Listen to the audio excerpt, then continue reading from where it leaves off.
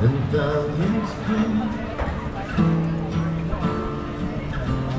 and millions follow,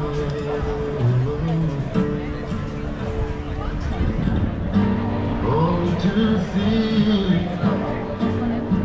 what they could see.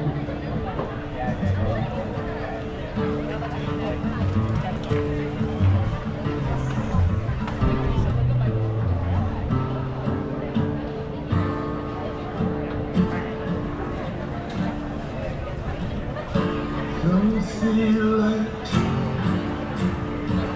and some see violence. Some see might, some see love. Some see truth deep down inside.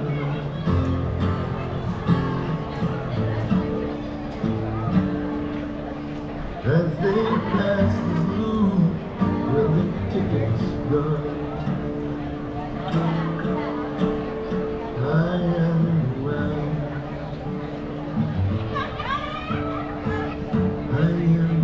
I can say thank you. I just sing it in my head.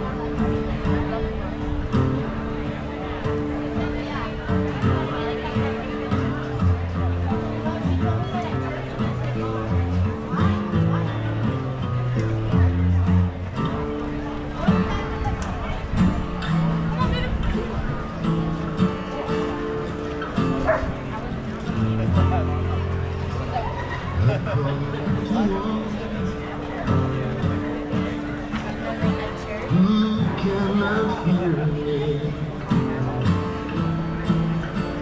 I call to those who hear as well,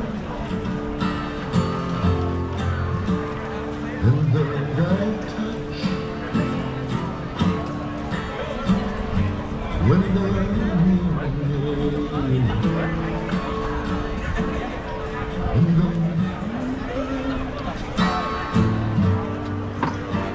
But cannot tell.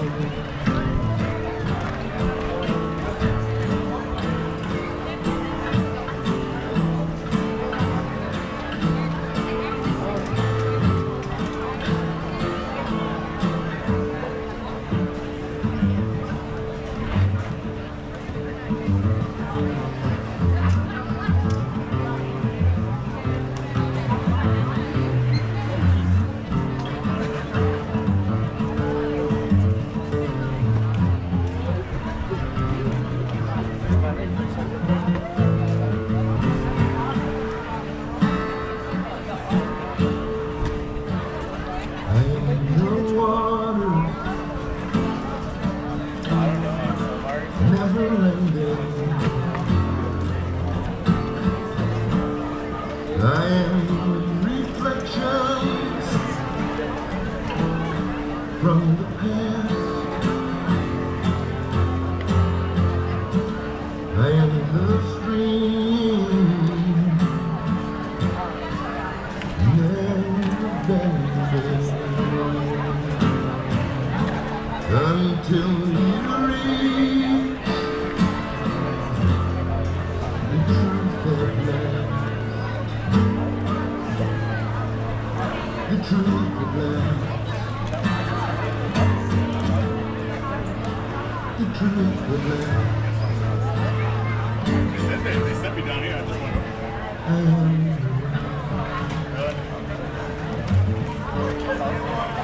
I am well. I am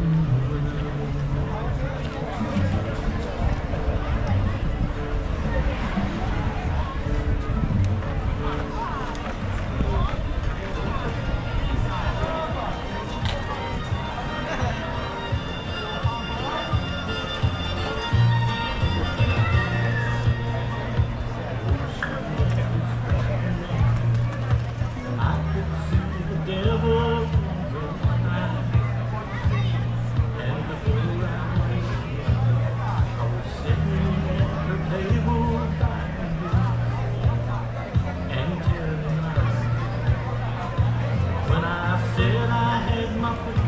She sat back and slowly pushed her drink away.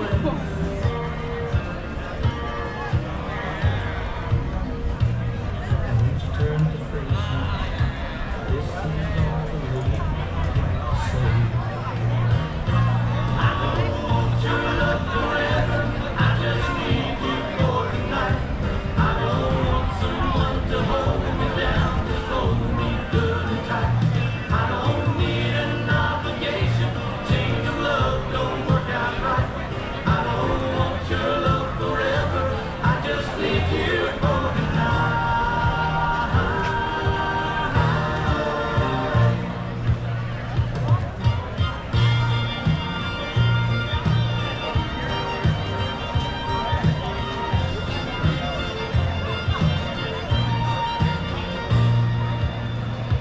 Well, I sit out and down that road, and I say reached into my pocket for the key. As the sunlight cast its shadow on the pillow where last night she laid her head.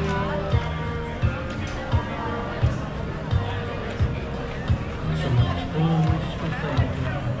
I guess that lady meant just what she said. I don't want your love forever, I just need you for tonight. I don't want someone to hold me down, just hold me good and tight. I don't need an obligation, change of love don't work out right. I don't want your love forever, I just need you for tonight.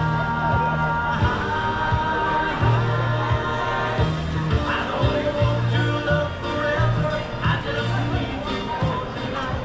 I don't want someone to hold me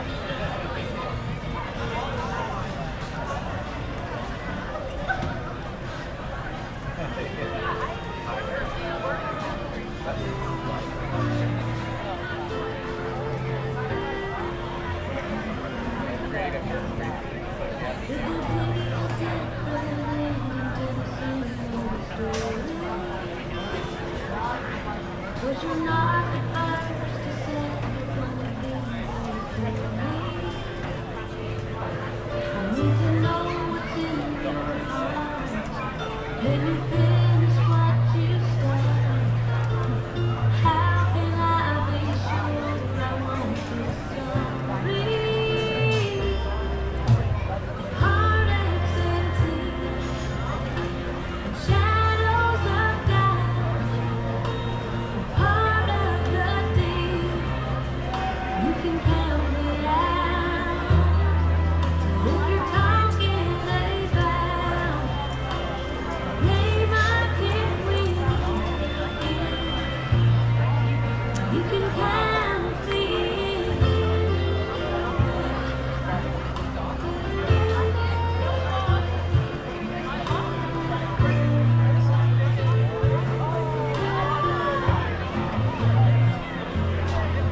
When you tell me you're the one I always wanted, you don't know how much I wanted to believe it. But I've heard it all before. Now I'm needing something more. Promise is no good if you can't keep it. Heartaches and tears, shadows of doubt. Like this, who cares about the rain? Who cares about the altitude? Let's have it. You know, let's see who's going to be the better team. This is the first time since I retired, Jules, I wanted to play a game. I would love to just run through a brick wall in a game like this. Obviously, it's difficult. Mexico got the home favorites, the altitude, but forget all that. You know, when you get out there, this is business, and you got to get the job done and get into the next round. I agree. I mean, I don't have that urge, by the way. I don't want to be playing. I want to do this. This is much more fun. We can have a cup of coffee while they do all the hard work. But this is exactly what it is. these games that you work so hard for, you train every day, and you have spells with injuries and, you know, bad results, and you have so many. There's a lot of ups in professional football sports, but there's also a lot of downs. But when you get these opportunities, you have to grab them with everything you have. I mean, this is an opportunity for everyone to go out, first of all, and have fun. This is fun. And look at this Mexico team. They're in a huddle out on the pitch now, Javier. They know this is a massive night ahead, an opportunity to reach the World Cup quarterfinals. Totally. It's a great opportunity. I agree with Thierry and Zlatan in the studio, with Owen and Peter over here as well. The attitude don't score goals, the attitude don't play. I think it was a conversation before the game because it helps the Mexican national team. You know, receiving such a powerful national team like England, it helps us to put something in their mind, to put something. It's part of the game, you know, but that doesn't play at all. So I think right now the situation changed as well. Thierry said it can correctly. You know, now the rain let us up a little bit. You know, because we're used to be in dry weather circumstances. You know, so. Yeah, I think it's going to be an amazing game. There's no better opportunity as a football player to be playing in a World Cup, representing your country. As a Mexican playing against England in front of your fans, there's nothing better. Can I get something you said earlier on today about the altitude? When it's cooler, when it rains, you feel it less. Exactly, you know, so even if it's a placebo situation, you feel it less rather than with the heat. So would you say with the rain, it's an advantage for England? It's a disadvantage for Mexico? Thierry said it's equal now. Now the altitude kind of level up because of the weather circumstances. A lot of the British England players have been playing in Premier League, in European competition, when the circumstances of the weather are more like this. Wet, with the field a little bit more soft, and they're used to that. But Zlatan and Thierry in the studio, they're adamant that England are favourites today. I see it more like a 50-50 thing. I don't know what you guys are thinking, you know? Are England clear favourites? Oh, player for player, they are, yeah. No, in the game. Forget about player for player. No, but I'm saying what's going to happen now? Pete, in the end, this game is about players, right? And they got the best players. That's a fact. Not even one Mexican dispute that. The one thing I would say is Mexico have been the more complete team. Our England teams, we had the best players, but we were never a great team. We never made a team of it. And I think Mexico have been a team. They don't concede many goals. They got the fans on their side. Look, I think people got to start making excuses for everything. Yeah. For the altitude and for the weather. You got to get after it today.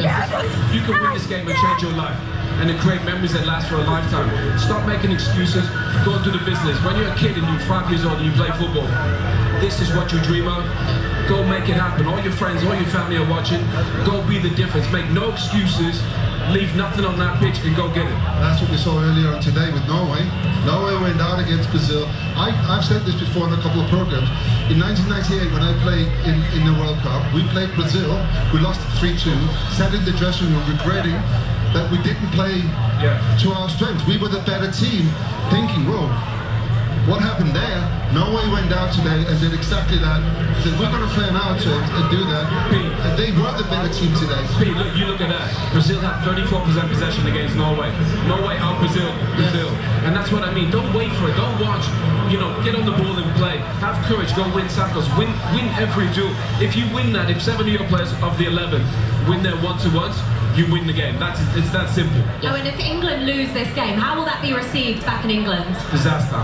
Look, we haven't really played well. We had 1 brilliant half against Croatia in the second half, but again, there's a lot of people coming together. It's quite different than we all anticipated. But in the end, Josh, you can forget that. If you win here today, you change that whole narrative. So it's an opportunity. Brazil didn't take it, and Norway took it, and they were brilliant. England have to take it. It will be tough. This stadium is beautiful, by the way. The atmosphere. I just want a little tequila before the game. I'm sure we can sort that out. Javier, what about for Mexico? Win or lose, how will that be received? Well, it's very difficult because this national team made us believe, you know, in something special, something that never happened before. You know, for the second time. The Fox Nation America 250 sale. Sign up for only $17.76 a year. He's at the entrance. Seconds left in the World Cup final. The U.S. gets set from the corner. Do you believe in miracles? To dream the impossible dream, to fight the unbeatable foe, to reach the unreachable star.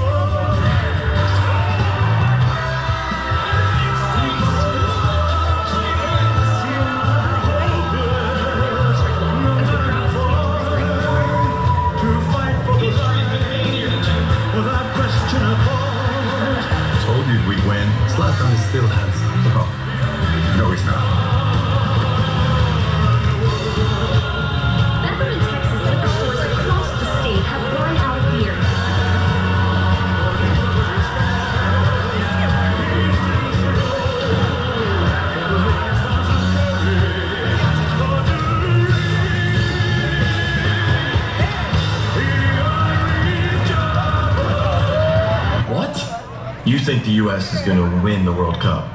What? You don't believe in miracles?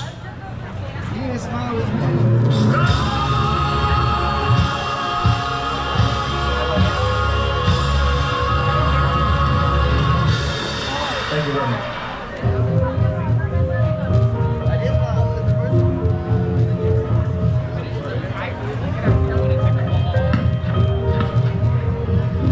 Play. Every kid should have a chance to play. Play because it's fun. Play because it's healthy. Play because they deserve it. Play on the field, on the court, on 2 feet, on 1 foot, on the ground, in the cage. Play because they learn. Play because they grow. Play because it builds character. Play because they need it. Play because they need each other. Play because it changes lives. Play because it matters.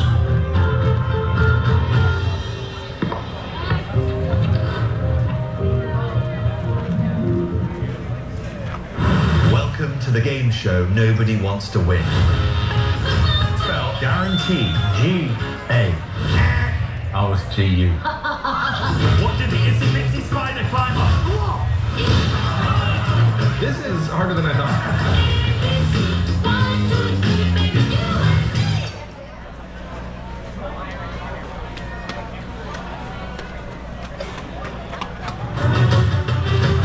FIFA World Cup 2026 today on Fox is presented by Google.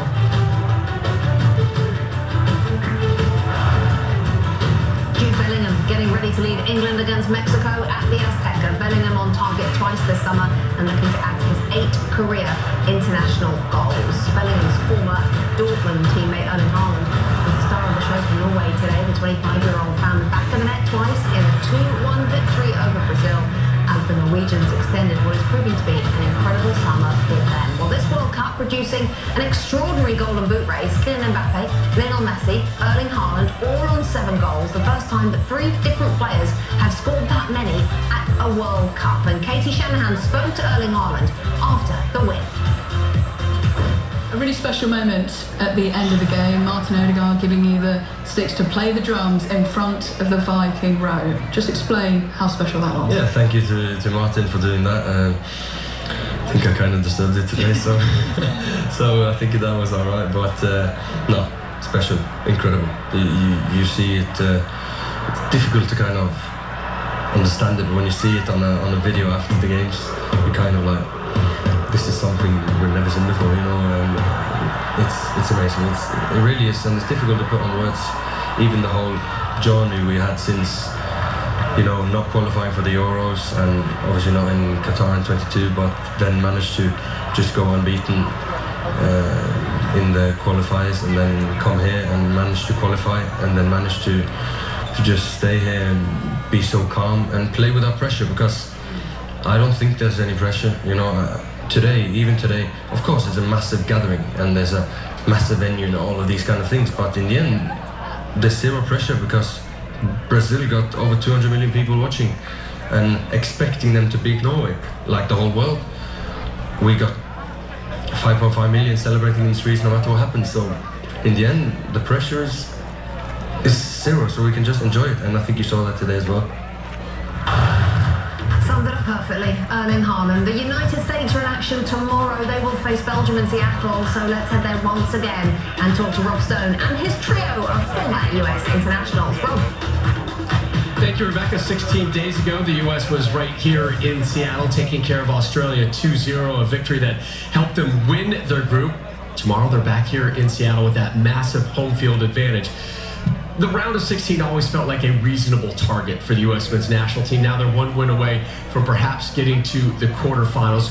So it's at this stage that we always knew if the U.S. was going to make noise at this tournament, they were going to have to take care of a big boy, if you will. Belgium is a big boy, not as big as they used to be 4-8 years ago. They're still a top 10 side. What are some of the challenges? What are some of the expectations you have for the U.S. tomorrow? And like you said it, I mean, getting out past the round of 16, getting to a quarterfinals, you start getting to rare air, right? 2002 team did that, and the 1930 team did that. But also, I'm looking forward to seeing this team tested.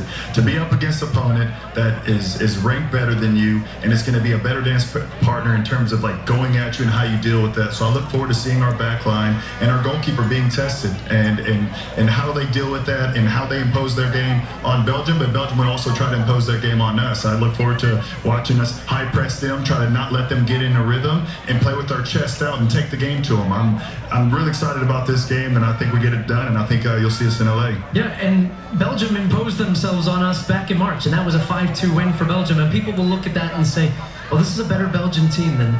Let me just tell you, these are two very different teams than what you saw back in March. Different circumstance. This U.S. team is playing with confidence unlike anything we've ever seen from this group in a number of years.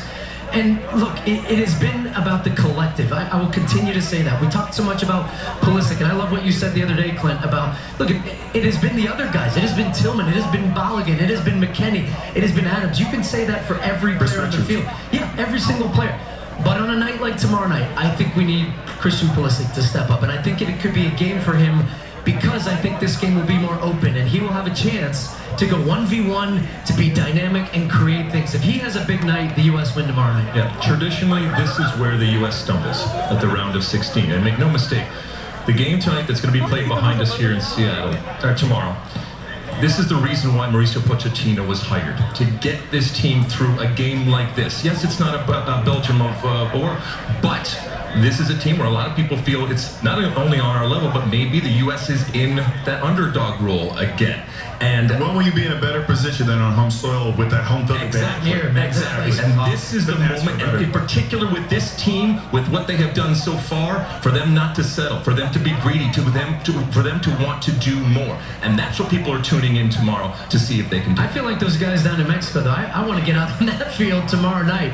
These guys, hey, I was a trainer. Hey, we know those knees can't deal with that anymore, bro. Man.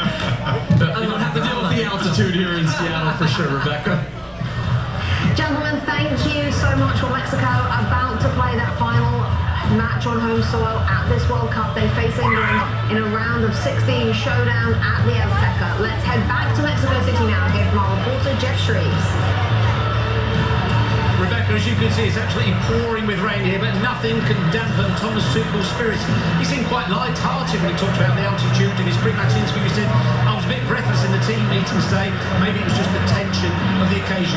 He was more serious yesterday, though. It's no coincidence that Mexico started the game really fast, really aggressive, and really on the front foot. So perhaps that first 15 to 20 minutes is the most important. And if we can get through that, then I think we're in good condition to deal with it. So the irony is, the coach has made it quite clear he doesn't like these breaks whatsoever.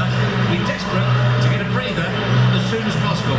Back to you, Rebecca. Yeah, interesting. Cheers, Jeff. Roberto Alvarado in the starting lineup for Mexico tonight. The Chivas winger hoping to shine against England at the Azteca. We're going to pick our players to watch as we count down to kick-off shortly. Making every dollar count is important to you, so it's important to Allstate. That's why we help you find more ways to save on car insurance. Good students in your house? Savings. Drive safe? Congrats, you save. Drive less? More savings. Multiple vehicles? Savings. Bundle home and auto? You guessed it, savings. You can live a lot of life with all those savings. If it's important to you, it's important to us. You're in good hands with Allstate. Shake up your shower with a fragrance for every feeling. This Dove freshens you up. This Dove winds you down. This Dove leaves you glowing. And this Dove keeps you going. So whatever care you care about, there's a Dove for everybody. Hey Meta, take a picture.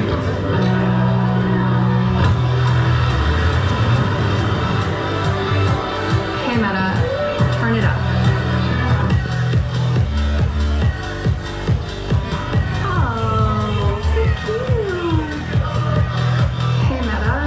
Translate this.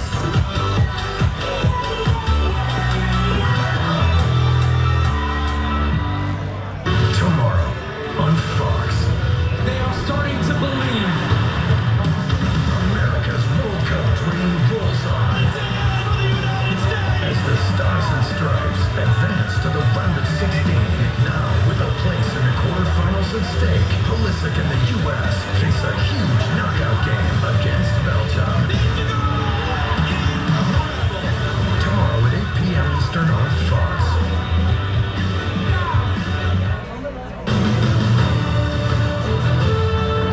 FIFA World Cup 2026 pre-kick is presented by Adidas. You've seen the results.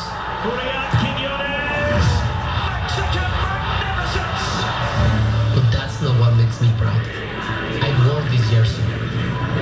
I know the weight it carries. It asks us to carry the dreams of millions of Mexicans. This crest doesn't belong to 11 players. It belongs to all of us. Every generation leaves the jersey stronger than they found it. Now, it's this team's moment. Fear no one. We didn't just welcome the world. We plan to conquer it. Mexico have waited a long time for this. That's what makes me proud. Vamos! Javier Hernandez so proud of what he's seen from Mexico at this World Cup so far. 4 wins from 4 with no goals conceded. Tonight, they seek a quarter-final place at the expense of England. Well, both Mexico and England with so much support, of course, tonight. Fans gathering for watch parties in Mexico City, London, Guadalajara, Miami as well. And it is right in the middle of the night, let's not forget, in England, especially with the hour delay, 2 a.m. local time, it will kick off in the UK for our players to watch there. Who have you chosen, Thierry Henry? Quiñones, Colombian born and raised by the Mexicans in Mexico. If I was in playing tonight, I would have asked questions straight away with my old team, by the way, on the side of Cuenca. We all know that at that level you should be able to play across the back four, but we know also that he's not a right back. He prefers to play as a centre back, so I would have asked him a question early doors, and he's also hot, as we all know, Quiñones. Let me ask you a little bit more about that. It's just the 5th international appearance for Jarell Quansah. As you say, a centre-half playing at right back against a breakout star at this World Cup. So how much do you think the game plan will be down that side?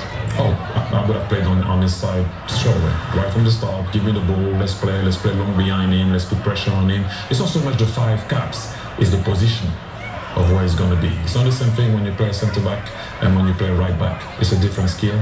Let's see what Quiñones can offer. What exactly, Thierry, will he struggle with, do you think, when he's facing Quiñones? Well, centre-backs are not often in a 1v1 situation like that. You need, obviously, Bukayo Saka is going to have to help him on that side. When you play as a centre-back, you can defend as a unit. You have people right in front of you. When you're there, sometimes you feel isolated in that 1v1 situation. But Bukayo Saka is used to defend like that at Arsenal, so he will help him. Okay, your player to watch, Hassan? Sir Harry Kane. Ooh. Every time England has a win, who is involved? Sir Harry Kane. So if England wants to win today, you gotta be involved. Not an easy pressure on him, but he's handling that perfectly. So he will have to handle that altitude today, get involved in the game. I don't know how about those sacrifice runs on the way back, but for sure he's gonna do that also. So let's have a good game, Sir Harry Kane. You were both listening to Owen Hargreaves a few moments ago at that time when Hargreaves said, no more excuses. We're not talking weather. We shouldn't be talking altitude. It's about the players on the field. Do you agree? 100%. We don't want excuses. We don't want to hear the excuses. You step on the pitch, you're a professional player. You're prepared in the best way. You have a plan. You just have to go out and execute. So these excuses, this is for weak people. They have excuses. Strong people, they have solutions. Not the same. I mean, it was the talk of the town 4 days ago. 3, 2, 1, whatever. Now it's down to business. Forget about the rain. Forget about if you have the right studs or not the right studs. If it's altitude or not. It's going to be a team against another team in that beautiful green rectangle, and it's time to perform. That's all it is. In terms of England's wingers, he's changed his mind a lot, Thomas Tuchel, over the course of this World Cup. Today he's going with Gordon on the left and Saka on the right instead of Rashford and Madueke. What do you make of this sort of slight indecision from Thomas Tuchel so far? I don't know how he's going to want to build, that he's going to want to go on that. The thing is with Hurricane now, if you drop, you know Gordon likes to go in behind earlier than Bukayo Saka, so you can pick and choose what you want. But ultimately, it's also what they're going to do when they're going to be on the ball, but also off the ball. And like I said before, Bukayo Saka can help a lot. Quensa on one side, and Gordon can give you that fast break straight away if you want to go on the counter. So you have a bit of both today. How about that for an atmosphere?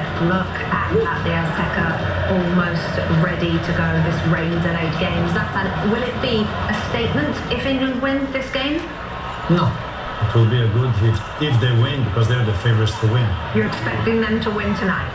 I said it before, every other stadium I would give 100% confidence that England will win. This stadium, there is a chance that Mexico might do something. But we don't predict, we analyze. That's what Thierry said from day one. I got the message.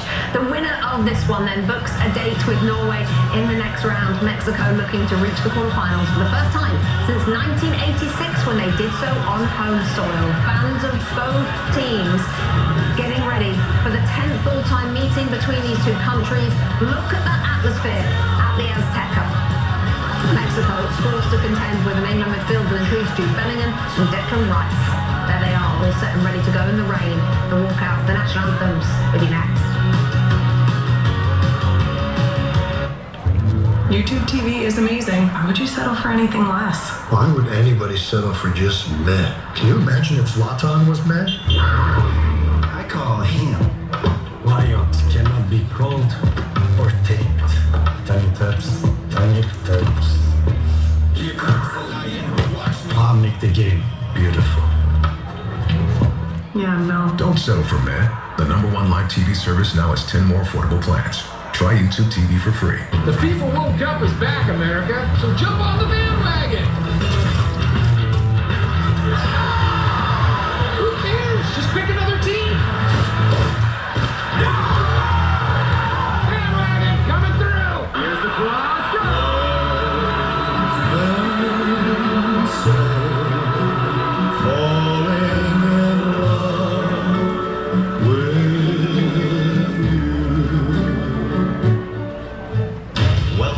Show that nobody wants to win. What did the itsy bitsy spider climb up?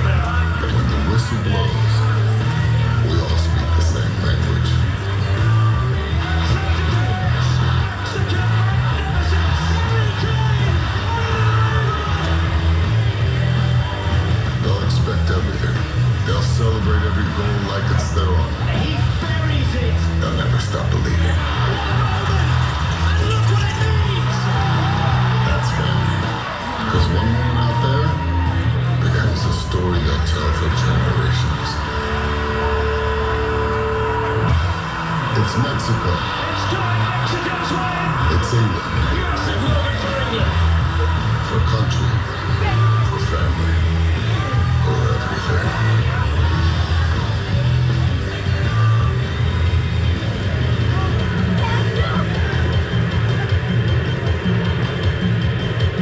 Our thanks to Vin Diesel. The Fast and the Furious is returning to theatres nationwide August 21st to celebrate its 25th anniversary. Just soak that in.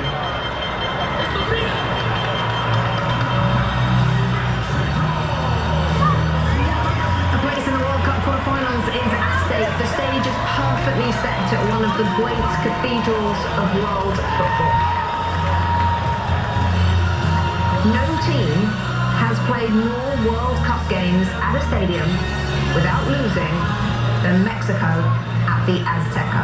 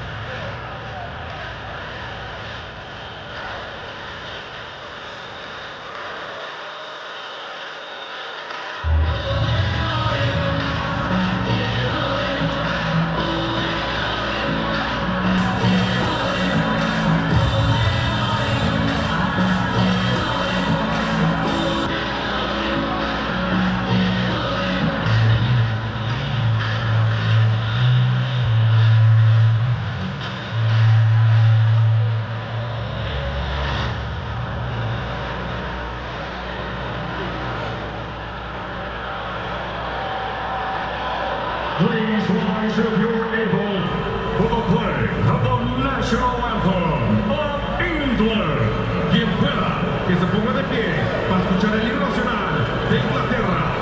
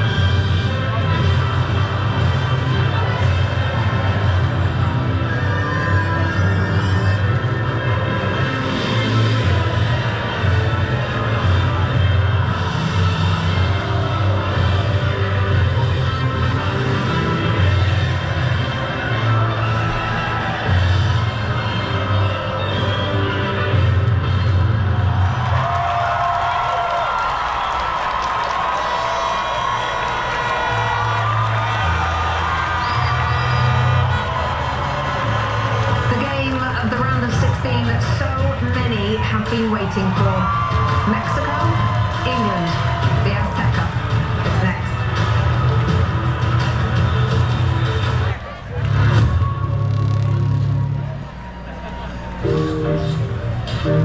Question, Patricia?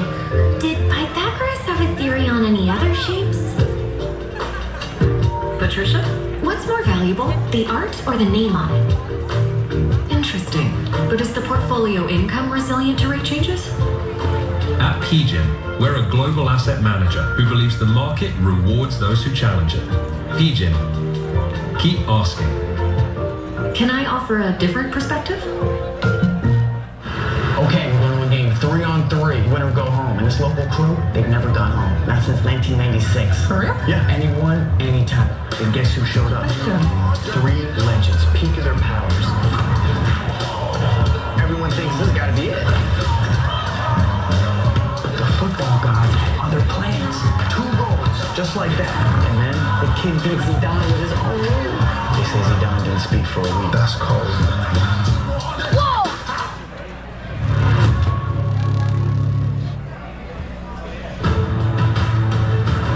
FIFA World Cup 2026 on Fox is presented by the Home Depot.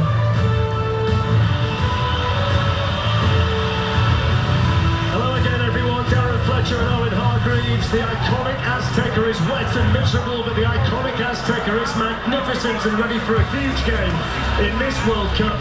Norway await the winners. A nation expects from Mexico. England have altitude, the ghost of 86, and a very good team to deal with here this evening. The winners will be on top of the world.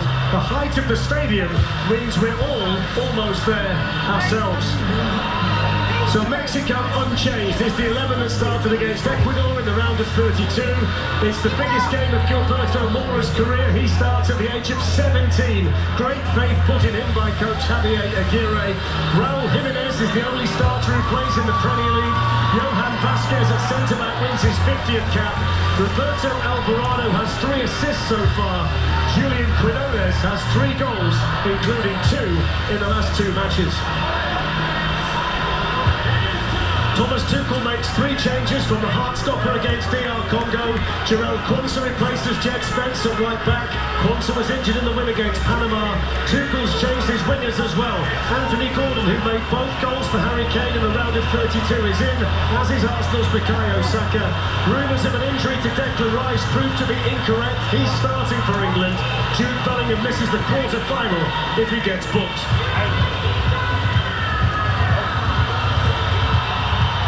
So finally, we are all set. Can Mexico pull off their greatest ever World Cup win in the Azteca? Or can England reach another quarter-final? The atmosphere is electric. Colour, passion, noise and hostility everywhere you look. What a game we have in prospect. And what a big, big test this is for England. And what an opportunity, Owen Hargreaves, for Mexico. Oh, what a privilege to play in this stadium. The Azteca is absolutely magnificent. They've been brilliant so far, Mexico, but this is a big test against an England team. I don't mind telling you, the hairs are standing up on the back of my neck, on my arms. It's a bucket list. It's an absolute privilege to be inside this magnificent football stadium for this match. There were fireworks outside the England Hotel last night. Time for the Azteca to provide its usual combustible atmosphere. You can virtually cut the tension and the atmosphere. It is absolutely raring to go in here.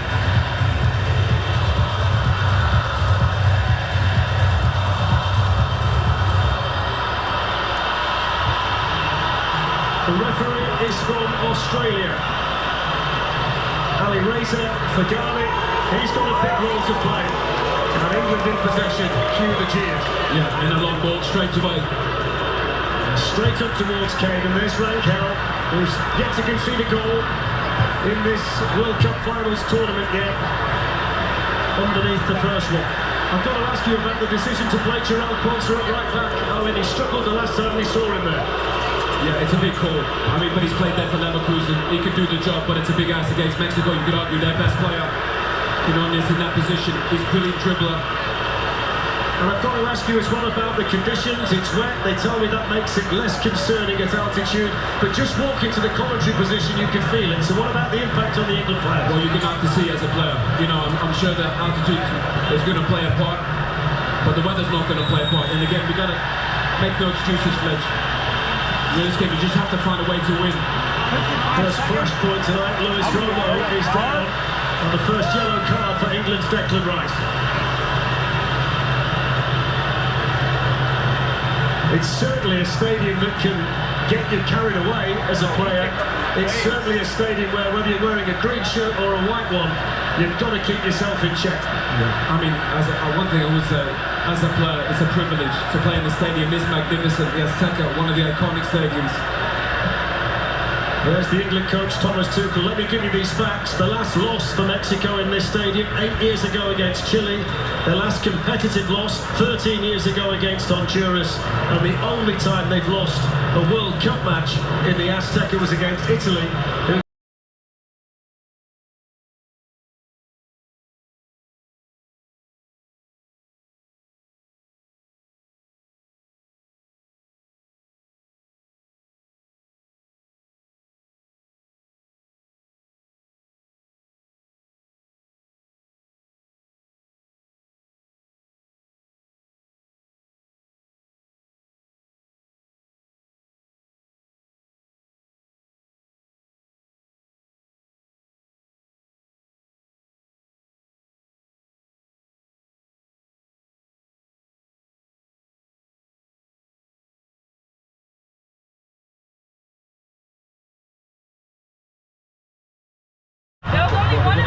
against 100 million midfield players at the moment.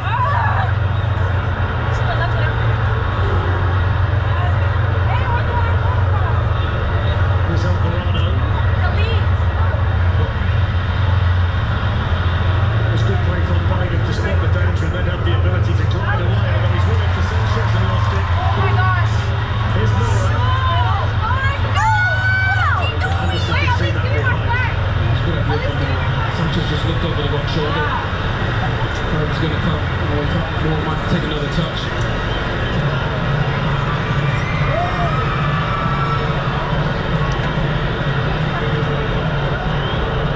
What a big night it is for Thomas Tuchel. Never lost a competitive match as the England coach. Anderson. Sanchez was waiting for Bellingham, he got the ball, he got some of the player.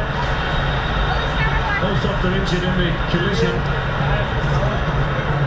I don't think it's a game for the faint-hearted. No, Lira is fired up, that's for sure. He's firing into tackles left, right and centre. That's what it needs though, it needs emotion. You need to be physical, you got to win your battles. Sanchez and Jude Bellingham coming together, that's fine. It looks like they've got a bit more energy. I think that's the circumstances. I think this altitude is genuine. I think a lot of teams have come here, they think they're going to be okay, but reality strikes, particularly in the second half when you start to get tired. I think the England coach in particular has to use his substitutes very wisely in this match. It's real. I woke up, just a little walk up to the commentary position when I was out of breath, which amazed me. Forward there by Romo, headed away by Quonsa, picked up now by Saka, who lost his footer. Just look at the moment, England, like they can't find any rhythm. That's down to the way Mexico are playing. Well, they've got some brilliant players, but they've got to get on the ball. They haven't knitted 5 or 10 passes together. Got in Mexico's half.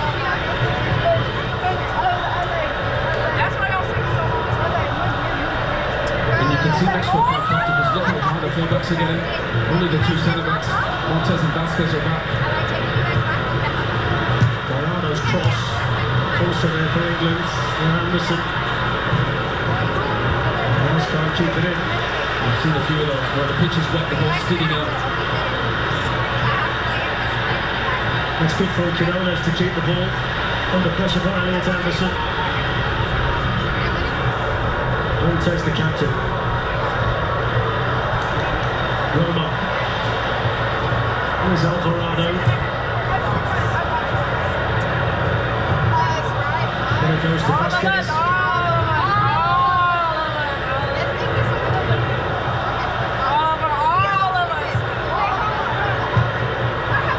This is good football, controlled football from Mexico.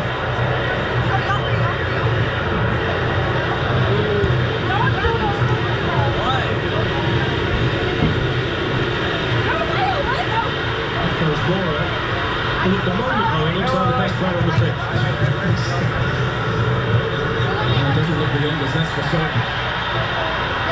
Jimenez took it well. Roma. Shooting chance for him. You've seen the Warriors 4-1. They're winning all the second balls. With no pressure. This is quite badly, really. But I think they'll be very content. Mexico played very well.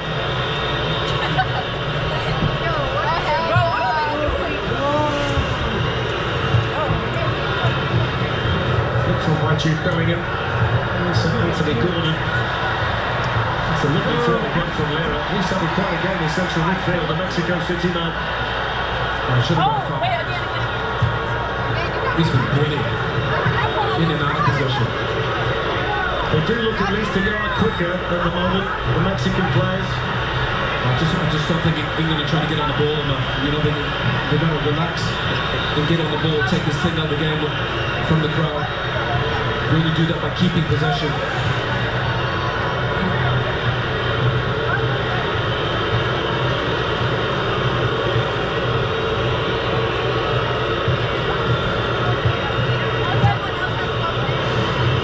So you have deep Elliot Anderson and Declan Rice, so let the centre-backs do their job. Get into the middle of the park.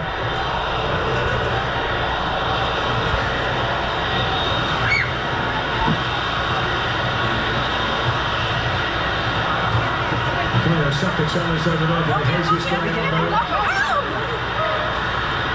Controlled on that side by Quinones.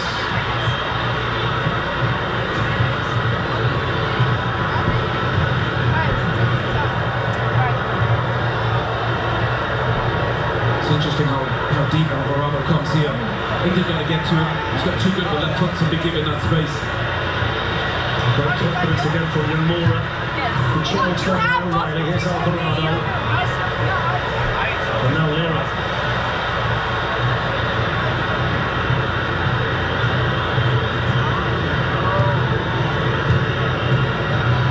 Now they're controlling the tempo. Lera looks like he's got the freedom of the pitch. The only thing for Mexico, can't get Quinones into the game. He's the danger man. Jorge Sanchez. Roberto Alvarado. It's the Mexico team dominating the ball at the moment against England. Vasquez given lots of space to carry the ball into it and cross towards Jimenez, but it's a very good ball from the central defender and seen out by Gordon.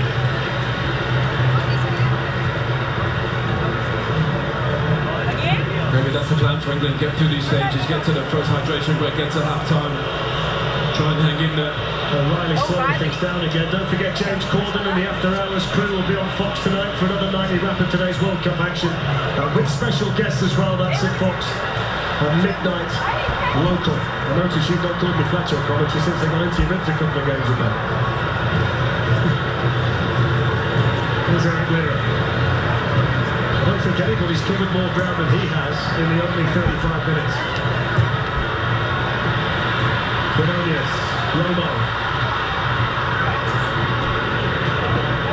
It's really interesting because Mexico is so dominant and the fullbacks are so high, it allows the wingers to come inside. Here's Alvarado to Sanchez, the right back well forward down the right, supported again by Alvarado.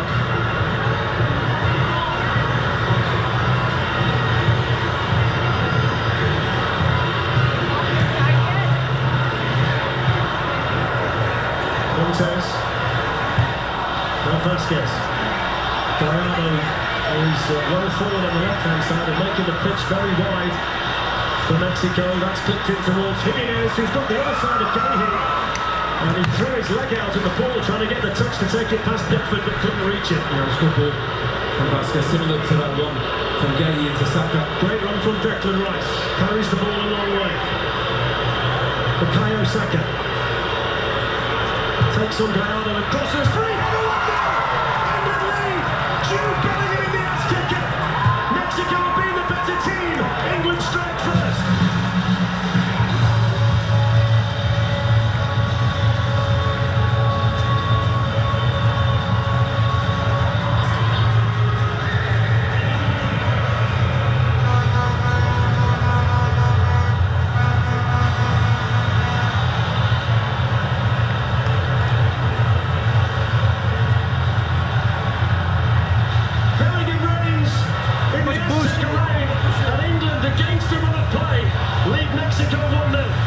And it's just a good bit of football. I said before, have the courage, get the ball down and play.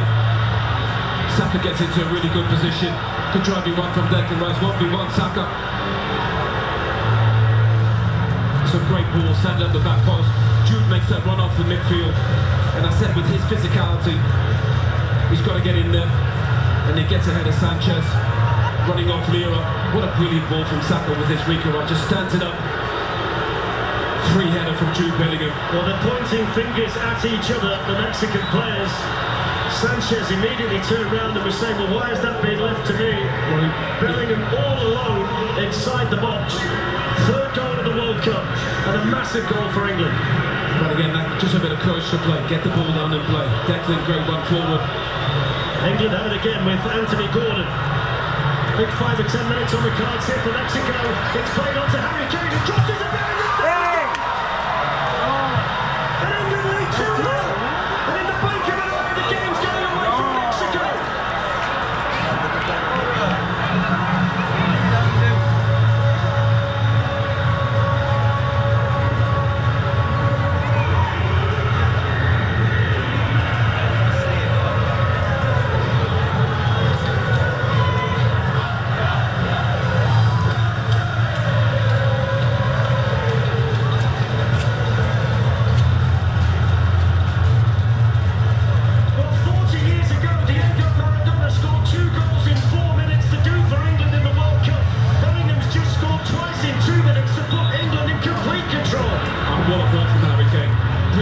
From England.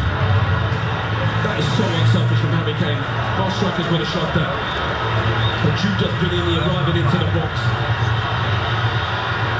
We said you need your big players to step up, Fletch. England's two biggest players are Harry Kane and Jude Bellingham, and they've delivered. Look at Thomas Tuchel. Just look at Thomas Tuchel. That's a goal that gives Bellingham 10 goals for England, a number to match the number on his shirt. And England now have a real grip on this match. What a player, Jude Bellingham. Brilliant pressing up against Young Moore, tries to get on the ball and create. Just got poor in possession. I love that ball from Jude Bellingham out wide into Harry Kane in the cutback. Get in the box, get runners in there. This is now a massive test of character for Mexico. They will now feel the pressure of an entire nation.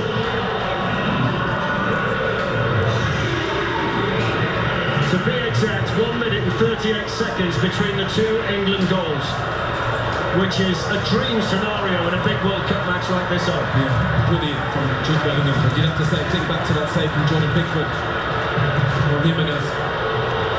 Only Harry Kane and Gary Lineker have scored more World Cup goals now than Jude Bellingham. He's actually gone level with Sir Geoff Hurst, who scored the famous hat-trick back in 1966. He's got 4 in the tournament, just 1 behind his captain. Yeah, he's brilliant. He's one of the most complete midfield players in the world. He's got size, he's got speed, physicality, he's got courage. He can play. And I think with his size and his physicality, getting in the box, he's a brilliant finisher. We've seen from Real Madrid and England. He's the man for big moments. Well, this is a stadium where Mexico never lose in competitive internationals, but boy, they're up against it now. 5 minutes to play in the first half. Free kick in towards Jimenez. England deal with the pressure. Bellingham, who's on cloud 9 at the moment, having scored 2 in quick succession. That's brilliant from him under pressure.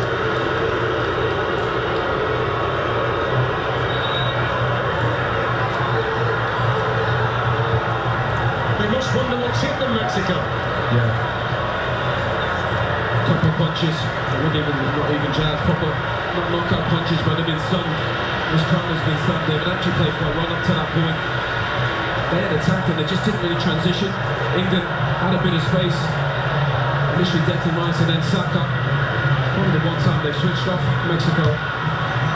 Gallardo on the Mexico left. Defended on that side by Bukayo Saka. Well, they'll get the free kick, Mexico. Let's not forget they haven't lost a competitive match in this stadium for 13 years against Honduras. Well, they're in a very deep hole at the moment in this round of 16 match against England. There's still plenty of time for them.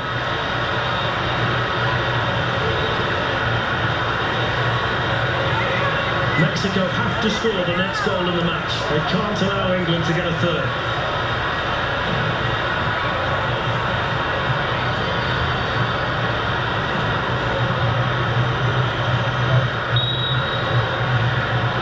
It's the left foot of Alvarado into the danger area. There's the shot!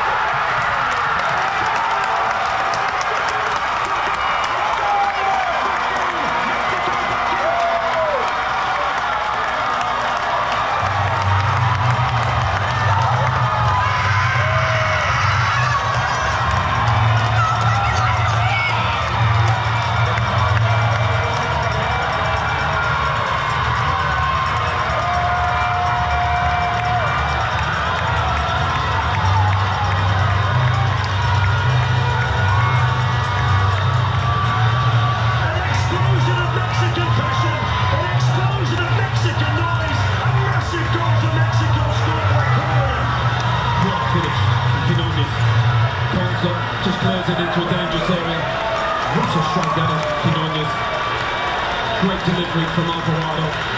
Put England under pressure. It's really difficult to counter. He's facing his goal. Very difficult to clear. 4 goals in 5 games for Quinones, and it takes you back to what you said a few minutes ago in regard to Bellingham. Big games need big players, and Mexico's main man's just got them back in it. Yeah, he's just got on the corner as well. What a game! I was going to say the roof won't come off, but the atmosphere here is absolutely unbelievable. Look at his smile. The nation smiling with him. 2-1 to England, 2 minutes to play in the half. Pensive look on the face of Thomas Tuchel.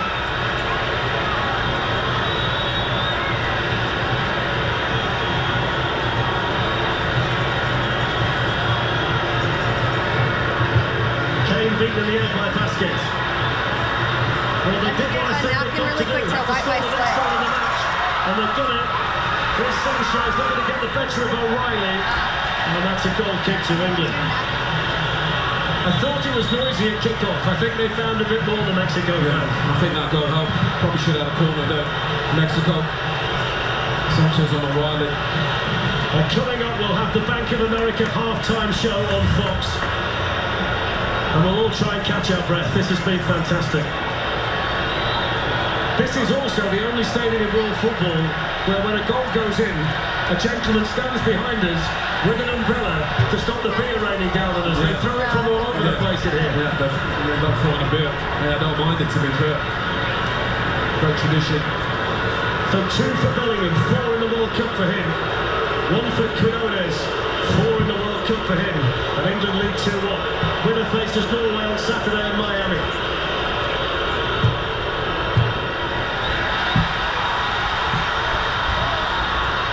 Space for Lira. On it goes to Alvarado. Flipped into the England box. We're through right for the ball. And Clemson makes the clearance. They've really got their tails up now. Yeah, big time. You nailed it. Under a bit of pressure, England. It's a good header from Declan Rice.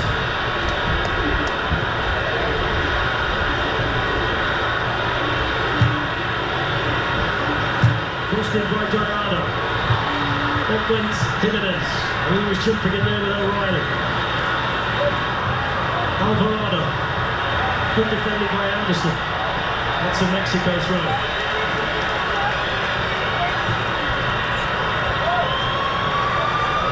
Nice back from them. Anderson smashes the ball away. 5 minutes of additional time. It's a long 5 minutes. Lira sends it in, Quinones lays it back.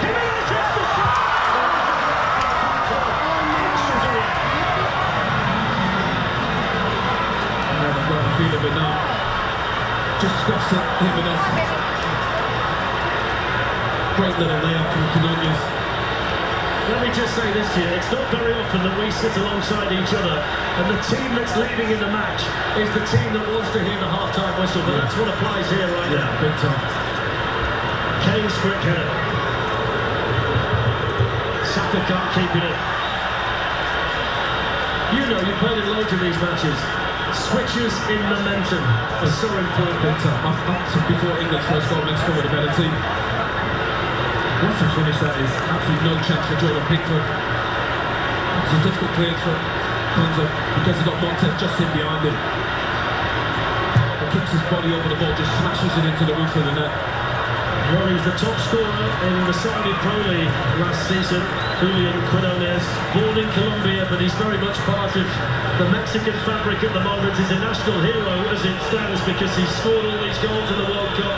And he's got his adopted nation right back in this last 16 match. Yeah, I think Thomas Tuchel will be furious with the free kick they gave away. There was no need to foul there. 2-0 up. The free kick is what led to the goal. Saka's down for England. Kane's just had a word with the referee.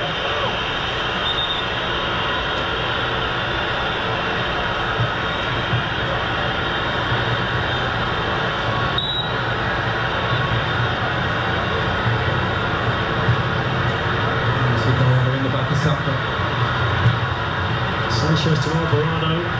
Mexico on top again, albeit behind. It's a free kick!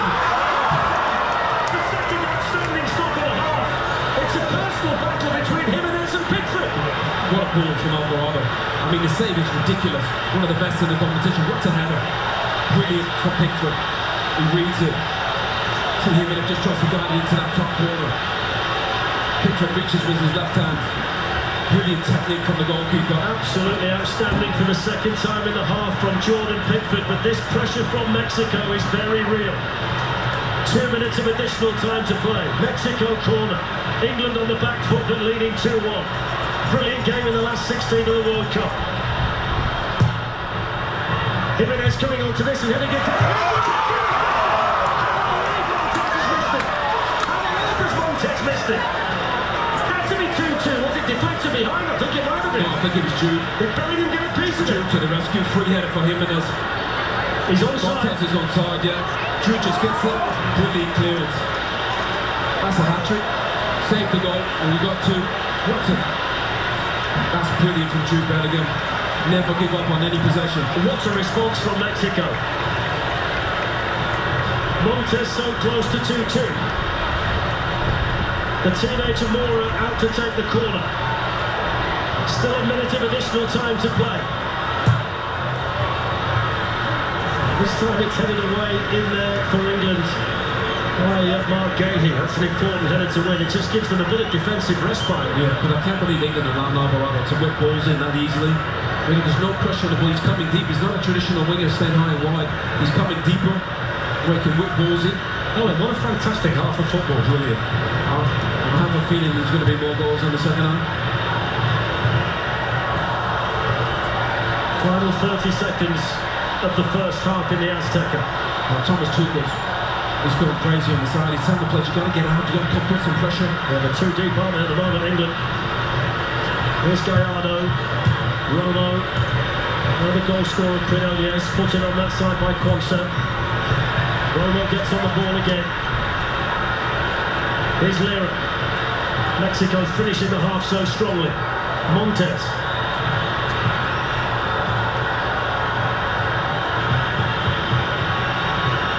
Quinones delivers the cross. Too deep for Jimenez. Still not away. Anthony Gordon battling here for England. And winning the free kick, and that will probably take us through to half-time. You'd suspect so.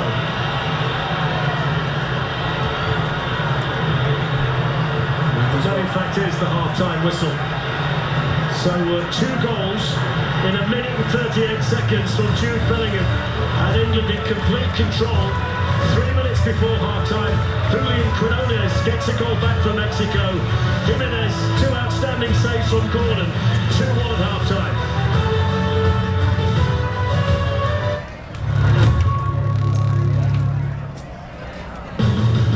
Today's match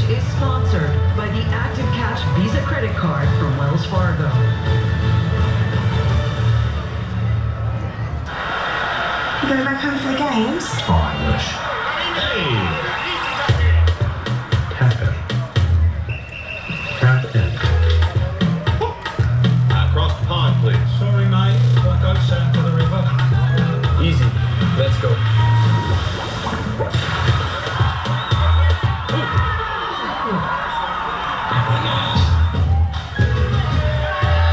Everything's a tap-in with Visa.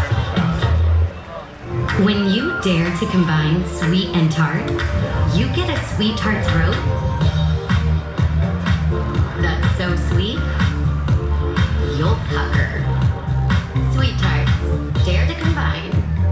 The Colonel has a bucket list. The $10 one. Monday nuggets. Tuesday fried chicken. Wednesday wings. Thursday tenders. Friday nuggets again. Now that's living life to the fullest. Get a $10 bucket in a day from KFC.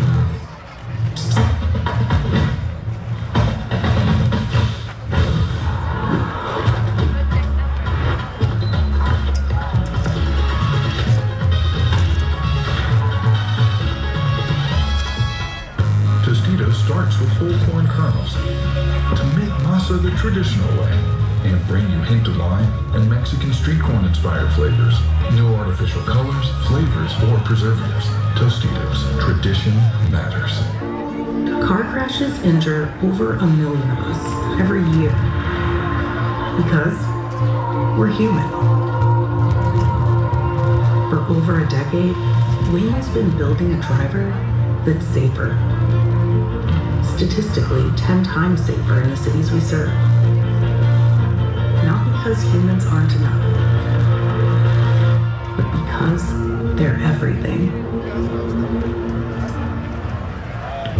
YouTube TV is amazing. Why would you settle for anything less? Why would anybody settle for just Mac? Can you imagine if Zlatan was Mac? Yeah, no. Don't settle for Mac. The #1 live TV service now has 10 more affordable plans. Try YouTube TV for free. Haz las preguntas. El mundo responde. ¿Crees en los milagros? Nadie conoce el futuro. Deja que todos respondan.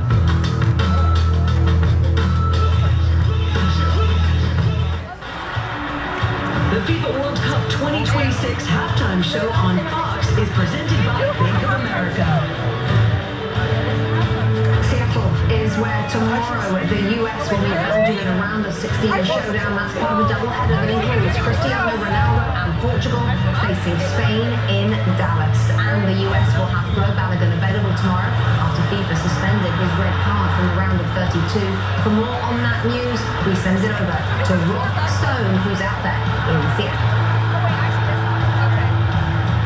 So Flo Balogun, of course, the big news. He's been their best player this tournament. Is it a no-brainer he starts tomorrow? Yeah, no-brainer. He's the number 9 we've been looking for. He already has 3 goals this tournament. I think he's been one of our best players, and it's a big boost to have him back. You know, the other thing this U.S. team has done well all tournament is start well. They have scored the first goal, and I think it's been a huge part of their success. First goal wins it.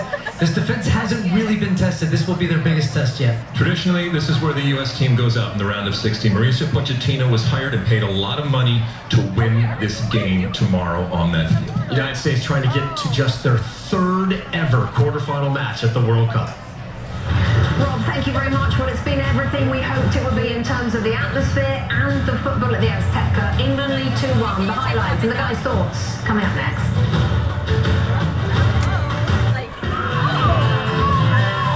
What would you like the power to do? Ask it. Like you always have. Like you always have. Even when others counted you out. Ask it. Keep asking.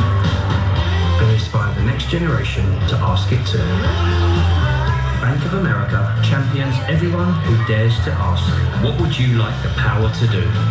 Let's shop and then rendezvous at the food court at 2 p.m. Okay, it's not a heist. Just say meet up. Okay. Young homeowners can't do anything without a plan. Hey, what's our plan of attack? It's a flea market. We're not attacking anything.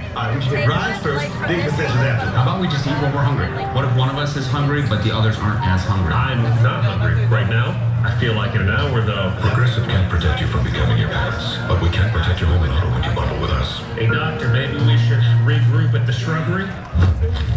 Return the stolen Butterfingers. Or walk the plank. Ooh, no one lays a finger on your Butterfinger. So go all in. Buy any 2 Ferrero brands and you could win $1 million. Turn back time when you're injured with Valvoline Restore and Protect, a first-of-its-kind motor oil that removes up to 100% of engine-killing deposits and protects against future damage. Ask for Valvoline Restore and Protect at your next oil change.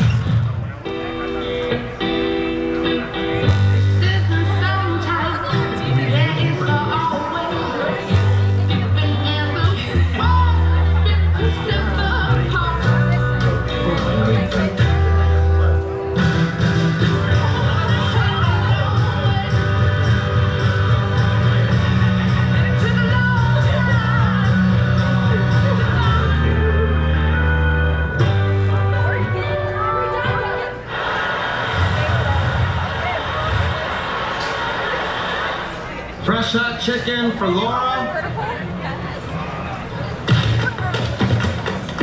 Box combo for George. I see you, Luis. Food's on the way. Please don't, please don't. Hey, you know you can use your hands, right? Oh, that's legal here? Huh. I got those box combos for you. Thanks, Mr. Donovan. Raising Cane's chicken fingers. One love.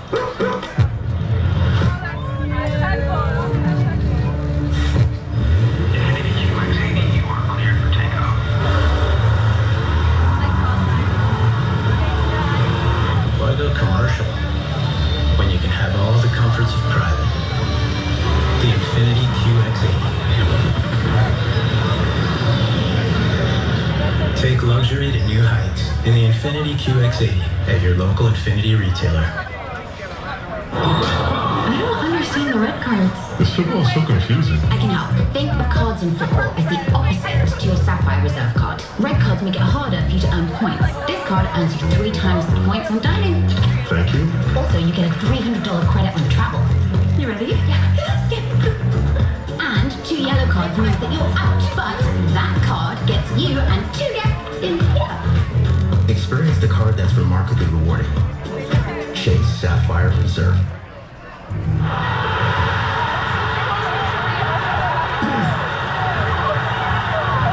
is now 3 a.m. in the morning in England, but nobody cares. They're up and watching this spectacle at the Azteca as we welcome you inside our half-time studio. Rebecca Lowe, Thierry Henry, Zlatan Ibrahimovic. Wow, that's exactly what the guys have been saying over the course of that first 45 minutes. Let's show you how it's all gone down so far. Mexico hosting that first quarter-final match in 40 years, of course, bringing the atmosphere as we expected. Then the action. Look at this header from Jimenez, but look at that save. Fantastic Pickford. A lot of action these first 45 minutes, but look at this goal.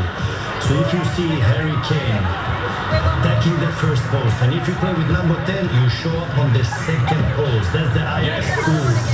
First post, number 9. Second post, number 10. And in this case, it's Bellingham, number 10, Kane, number 9. And don't forget about the cross from Thierry. Bukayo Saka. This is football intelligence, guys. Look at Harry Kane. He wants the team to score. That's what we want to see. Look at that ball coming out. He knows Bellingham will come back in the box and he puts it back with him. And then he put the ball in the back of the in the box, sorry, and comes out and clear it properly. Quiñones comes to the rescue and will find the net. And then Sin goes to Jimenez, header. Same ending, Pickford, 7 minutes. He doesn't have to stay. Thierry, let's have another look at the first goal from Jude Bellingham. Talking about what Zlatan is talking about, the team has to score, not you. Look at the intelligence of Kane. He knows exactly what he's doing. He knows his number 10 should go for second post, so he takes the defender away from the goal. If that ball comes to me, then I will score. If it doesn't, it goes to my 10. Ben, Bellingham. Look how he brings the defender with him. Yes. That's what you do as number 9. It is not letting us down this match. We've got a game on our hands. Joel's breach. Rebecca, the noise inside the Azteca is indescribable. The fans in here were drenched with rain before the game. Now they're all drenched with fear.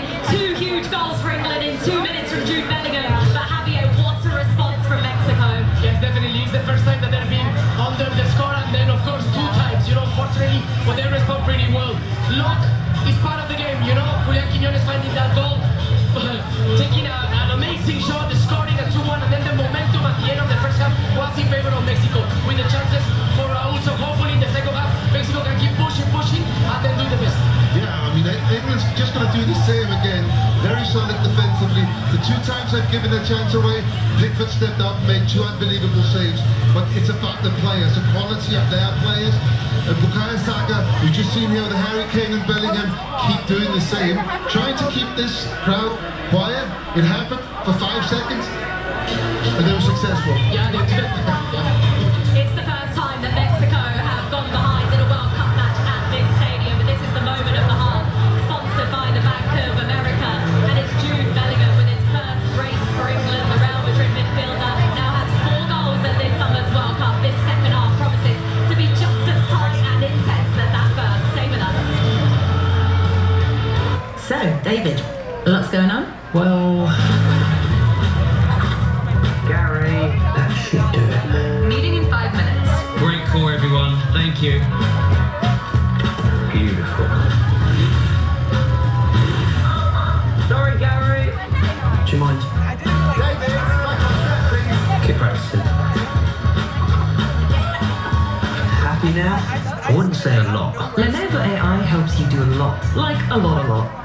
Okay, here's the deal. This game is 3-on-3. Who are we playing? The local crew. I'm flying just... Hey! This local crew, they haven't lost since 1996. They beat everyone who showed up. The guys who play in jeans, the always skins. Honestly, respect. The techers, the trash talkers, even the bruisers. Anyone, anytime, they will take them down. Best of 3? This doesn't seem real. It's 100% true. Mostly. Yeah, go. 1, 2, 3.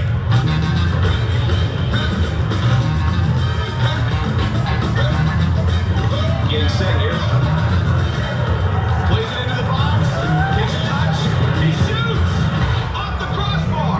Another chance.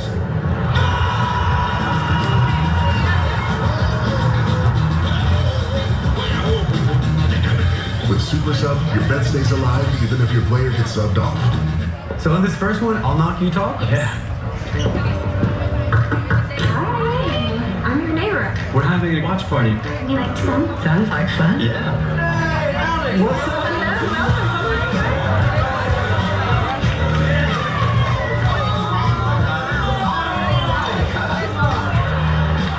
Unlimited home internet that keeps everyone connected. When the connection matters, it has to be AT&T. Give me a hot pink cosmopolitan and some drama. Give me a Cataway soda.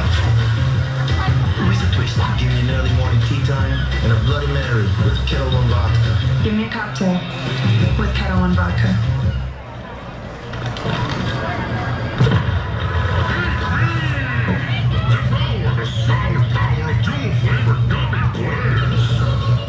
Sounds good. Thanks.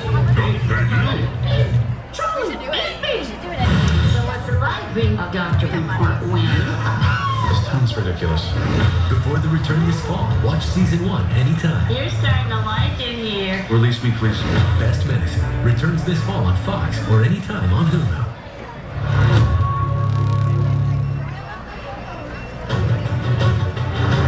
FIFA World Cup 2026 on Fox is presented by the Home Depot. Also London, Monterrey, not bad. That was the moment Julian Quiñones brought Mexico back into this game. It's 2-1 to England with 45 minutes to go. What about that for a spectacle? By the way, Jude Bellingham, first player to score 2 goals at the Azteca in a World Cup game since Diego Maradona in the 1986 semi-final against Belgium. Zlatan Ibrahimovic, the second half, what are you expecting? A lot of pressure from Mexico coming out. They're going to have the support behind them. That first goal of them gave them energy, gave them another life. So we're going to see that action also in the second half. They're going to push, and I need England to be good, organized, and defend good, because I think the defense in the first half has been a little bit sloppy. England, of course, were delighted to get to half-time after the end of that first half. As you say, it was Mexico who were putting on the pressure. Thierry, your thoughts going into the second half? It's nice to see Bukayo Saka there because it looks like he was limping at the end of the first half. One thing that I'm worried about for England is that Declan Rice is on the yellow. And Mexico are going to push. How long are you leaving him out there? Because this is a situation where if he was playing in front of me, I would try to dribble past him, or try not to provoke him, but to provoke him with the ball. Right. To see if he's going to make a foul or not. So how long do you stay with Declan Rice out there and see how he's going to go? Brilliant first 45 minutes. What is in store for the second? Let's take you back to our commentary team, Darren Fletcher and Owen Hargreaves. Rebecca, thank you. It looks as though Mexico are going to make a change. In fact, they are. There's Edson Alvarez. I think it's Montes, the other centre-back, who is coming on for. So he's got the armband on, so he's replacing the captain. When he replaced the captain on match day 2, he wore the armband, Edson Alvarez. It was outstanding when we saw him against South Korea. Yeah, he was absolutely fabulous. Can play as a centre-back, can play as a defensive midfielder as well. He's going to slot in next to Vasquez. Well, England's last 10 World Cup goals have been scored by either Harry Kane or Jude Bellingham. Kane's got 6, Bellingham's got 4. The goal that Quinones scored in the first half, his 4th in the tournament, means that he equals Luis Hernandez, who scored 4 for Mexico in 1986. So let's see what this second half has in store. England 2 up and in control. The Quinones goal made a massive difference just before half-time. And as they were saying in the studio, they finished the first half with real momentum, Mexico. There's the first defending for Jarell Quansah.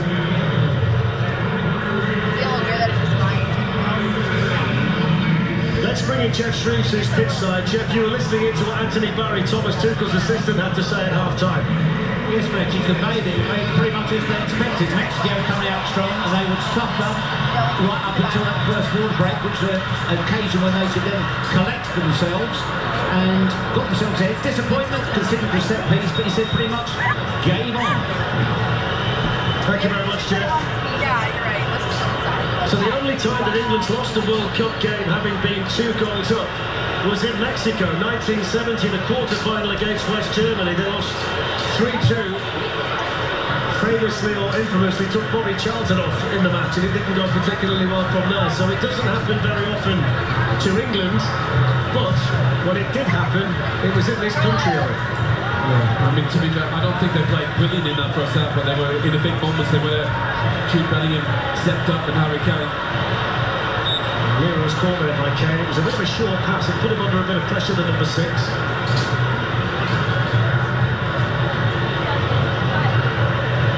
The actual height above sea level here, if you like this kind of thing, 2,240 metres. A hell of a long way, is the other way to describe it. I'm learning a lot about altitude and sea level on this trip. Alvarado plays it out to Jorge Sanchez. Nico O'Reilly involved for the first time and making the block on the cross. If it looks a little bit misty out there was quite a fireworks show at half-time, so that kept everybody in the mood while the players took a break. You just got to be careful and they don't get too deep too early. Got to come out and engage, be a bit more. Goes forward by Gallardo, picked up there by Declan Rice. Here's Harry Kane. He's so smart now, isn't he? It's the ball away from the defender. Bellingham was caught, referee didn't see it was a foul. This is young Mora, Lira, Quinones, hits it straight at Gahey. Kept in play out there by Anthony Gordon. Now let's see what he can do. Harry Kane. Under by Leverkusen defender Jarell Quansah.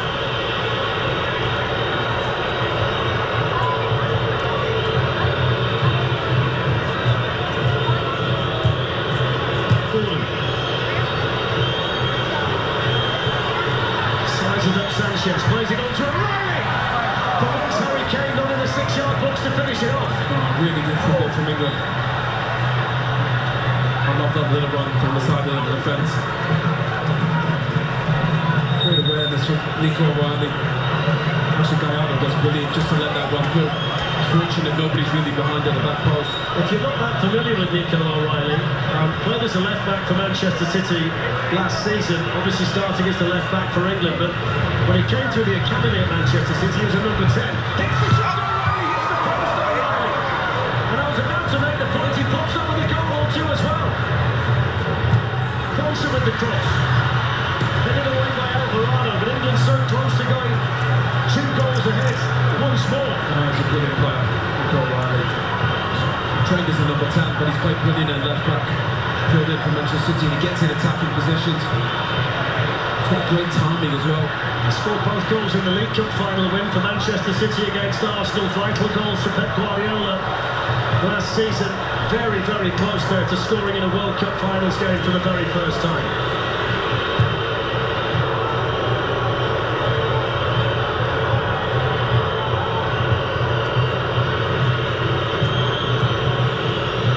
To Anthony Gordon. Good spell for England. Beats up Alvarado to the outside. O'Reilly couldn't gather. Lira there for Mexico. Launched away. And the Mexico number 6. That's probably the best way for England. Get the ball down and play. Look good England when they pass and move. Esri Konsa. England have been good. 3 of the 4 shots on target. Pickford with a bit of ground to make up, but he's one of the best goalkeepers in the Premier League with his feet.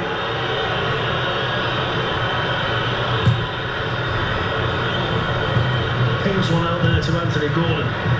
Bellingham. He's like a rash Lira. That's brilliant though from Bellingham. Oh, great feet. Wonderful from Bellingham. Up goes England's number 10. Across came Edson Alvarez, the first time that he's been involved since coming on. Timed his tackle well. Jude Bellingham's put on a show. In possession, out of possession. On the ball.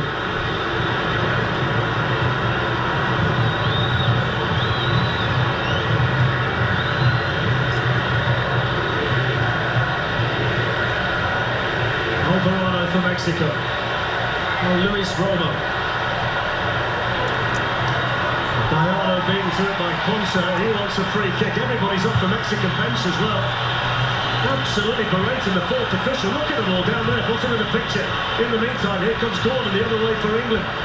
Now the England players have come off the bench. There's trouble down there. Over goes Gordon, but there's a real scene on the touchline with both benches clearing down there.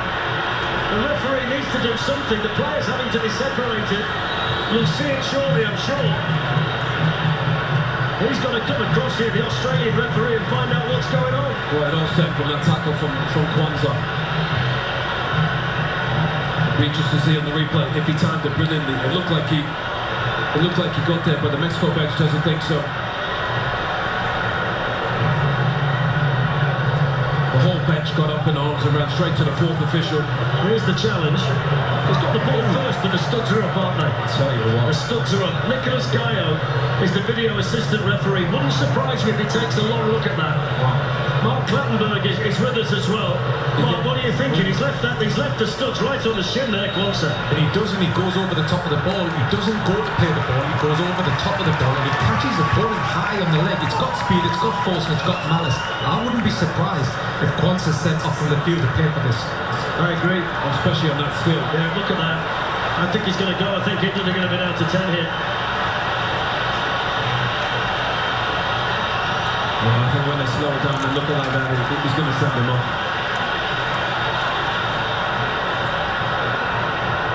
He's made his mind up quickly.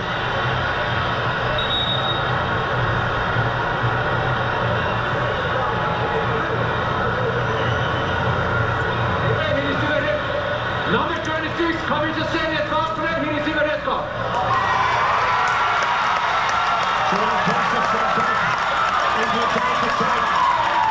He's the fourth England player sent off in the World Cup. Red Wilkins against Morocco in 1986.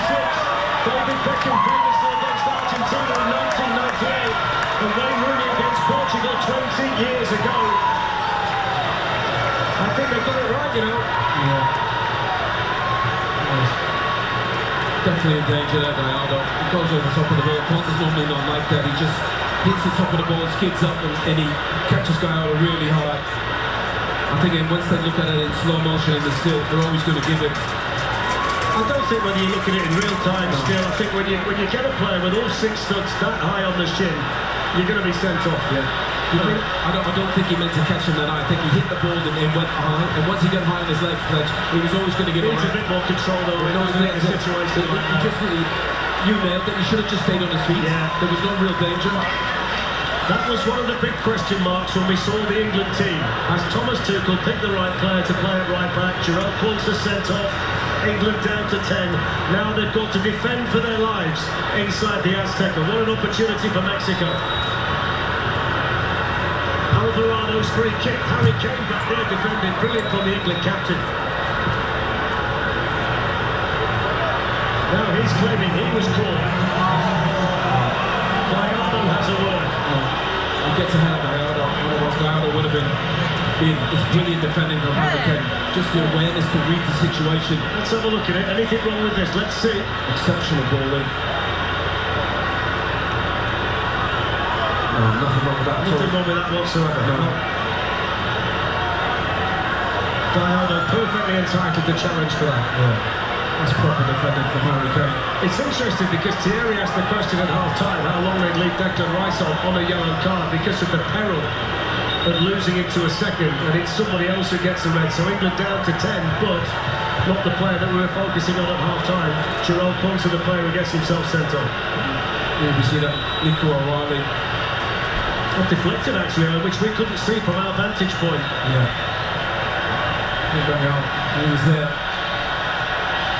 I've been in this situation when Wayne Rooney got sent off. It's difficult as a player, but you've got to hang in there, stick together. I suppose the big thing in England's favour is they've still got the 1-0 or the 1-goal cushion. Over goes Bellingham. I mean, it's been in danger of spilling over pretty much from Declan Rice's early challenge when he got the yellow card. But you can see why the bench got so upset right in front of the Mexico bench. Absolutely. Everybody got off the bench. Absolutely. And they were a hell of a lot closer to it than we are. Yeah. England have got John Stones ready down below us. I did wonder whether they'd just stick Declan Rice at right back, but they're going to send on Stones instead. Gallardo. Well, that means I think Cons will go to right back. Lovely turn from Quinones, but they're not the best of shots at the end of it. Yeah. Well, let's find out who they're going to sacrifice. They're going to sacrifice Bukayo Saka for John Stones. Let's play Bukayo. Had a good impact on the game. Exceptional assist. The thing I like about Bukayo, didn't come in on his left foot. He got to the byline, he got a great cross in. In terms of the player they're sending on here, 92nd international cap for John Stones, 14th game in the World Cup, 15 trophies at Manchester City. You couldn't have a more experienced player to come on in a situation like this than John Stones. Yeah, brilliant player, great. You know, that means Cons will go to right back, Gady and Stones, a centre-back partnership. Kane helps it on. Gordon running in! Goalkeeper's caught him! Penalty England! What a game in the Azteca! You cannot take your eyes off it! Referee no doubt whatsoever, and the speed of Gordon, the decisive part of that particular situation. Goalkeeper mistimes it. Does the goalkeeper have to go? That's on Gordon. He does brilliantly. He knows he's going to get there. He knows he's quicker. I said about those long kicks from Pickford. Well, that's an no-brainer penalty, surely. Yeah, first of all, it's just sort of slow Harry Kane. Can't be offside from the goal kick. And what the goalkeeper does is he comes out rashly and he catches Anthony. This is a clear penalty. And because the goalkeeper's having a genuine attempt for the ball, he cannot be sent off. He can be given a yellow card for the reckless challenge, but he cannot be sent off because it's a genuine attempt for the ball. Yeah, absolutely. I mean, they are just complaining here, some of the Mexican supporters, because the ball came off Kane's arm, Kane's shoulder, maybe just the tricep of Harry Kane, but it was beyond his control. But what a moment this is. I mean, just when you go down to 10 and you send John Stones on, you get the chance to make it 3-1. Right, again, we've seen a couple of mistakes. One from Gonza, one from the goalkeeper. Coming off his line, Mangel, he thinks he's going to get there. It's rare that a goalkeeper beats an outfield player to a ball. They had a similar distance to cover. Brilliant from Gordon. Just the awareness to read the situation, get his toe in front of Mangel. So now the delaying tactics. Harry Kane waits.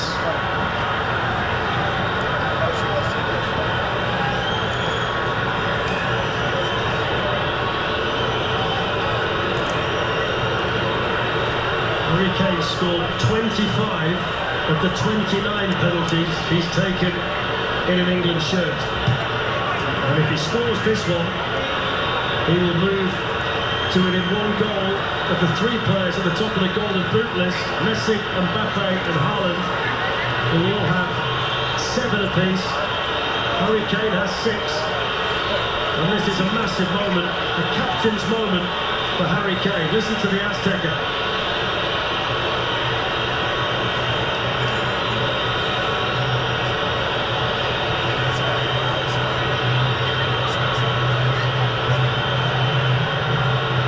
Who becomes the hero? Rangel for Mexico or Kane for England? Massive moment of the match.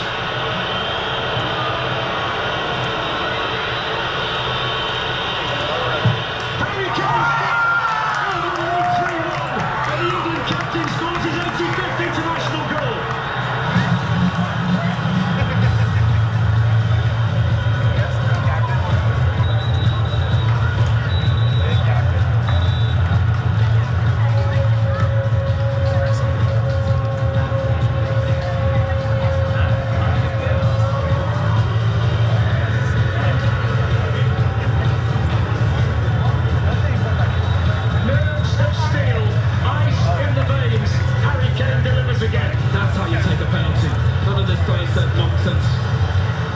Pick a corner, is smashing in there, absolutely no chance for Rangel.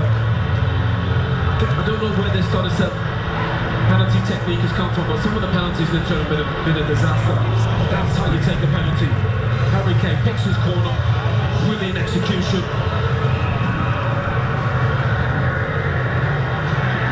Game on now, 3-1. 2 Mexican changes. Brian Gutierrez for Luis Romo, Santiago Jimenez, a striker, for Gilberto Mora, a midfielder. So Aguirre knows 3-1 down. He needs better attacking play to try and exploit the 10 of England.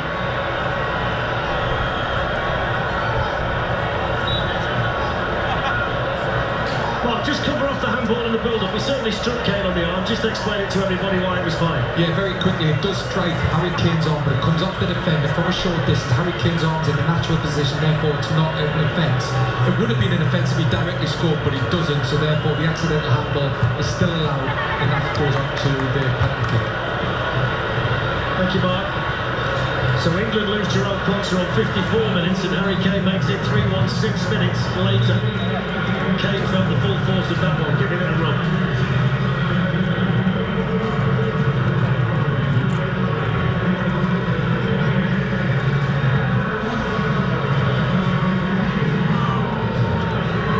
Now scan the QR code on the screen to vote for the Michelob Ultra Superior Player of the match. It's one of those games where there are plenty to choose from. I'm pretty sure who I know who it is. Jude Bellingham's been magnificent. First involvement off the bench for Gutierrez, played out here to Quinones. The overlap, that's brilliant defending in there for England by Stones, straight off the bench and making the defensive impact. Oh, well done, he read that brilliantly. Lera sent it in. Pickford comes and deals with it, took his own player out in the process. Gutierrez with the cross, gets another chance, gets it through, Pickford catches it. One thing I would just point to, as we see the Gutierrez cross in, I always think the biggest challenge for England was going to be in the final 20 minutes of this match. That's where you're going to start to feel the altitude. Yeah, I mean, you're going to get to the final 20 minutes with only 10 men. Yeah, and they're still going to have to get down and play a little bit of football, take a bit of pressure off, just like this. They've been brilliant in the big moments. You know, they're the ones that struck. They've been clinical. They've been efficient. Off goes Anthony Gordon. The offside flag stays down, so the assistant clearly feels that Vasquez was playing him on, and then Vasquez got across there to make the tackle. That's because he timed his run brilliantly. He came inside of him. Anthony Gordon's put a brilliant shift in.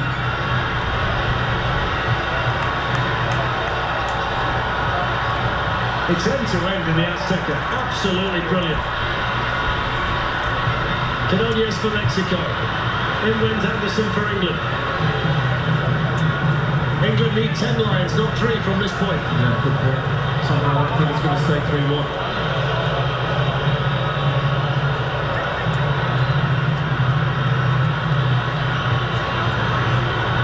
Jesus Gallardo. Beatrice becomes to get the cross in. John Stones blocks it and gets it behind for a Mexico corner. It's got to be here, John Stones. Perfect positioning. John Stones isn't thinking about this, of course, right now. He's thinking about England, but he hasn't got a club. It's a real opportunity to impress somebody, isn't it? Somehow I think he's going to be just okay. The Mexican players wait. Alvarado's left foot will deliver. Here's follows Gutierrez, back out here to Alvarado. 25.5 minutes left to play in the Azteca. England up 3-1. Quinones sends it in.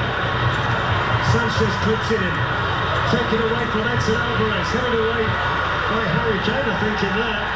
Appealing for a penalty, Mexico.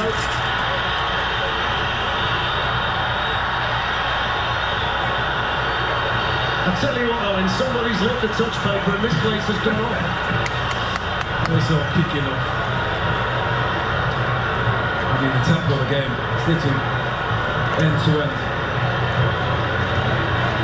It's going to come from Jude Bellingham. I think that's where they're appealing for the penalty. Harry Kane's challenge on Gutierrez. He has kicked the underside of his foot. It's the first time, by the way, that Mexico have conceded 3 goals in the Azteca since a 4-3 win against Brazil in the 1999 Confederations Cup final. So England have done something that not many teams are able to do inside this arena. But you know what, they haven't had many attempts in them. One thing they've been, when they get in front of goal, they've been efficient. 2 world-class players in Harry Kane and Jude Bellingham. We've also seen the first bench clearing brawl of the 2026 World Cup. It was like the Yankees against the Red Sox down there. Yeah. Oh, they're going to take a look at this. Mark Clattenburg, they're taking a look at it. You know what, it's took me many replays to see this. And what does Harry Kane, it looks like I thought Harry Kane had played the ball, he doesn't, he kicks the underside of the leg.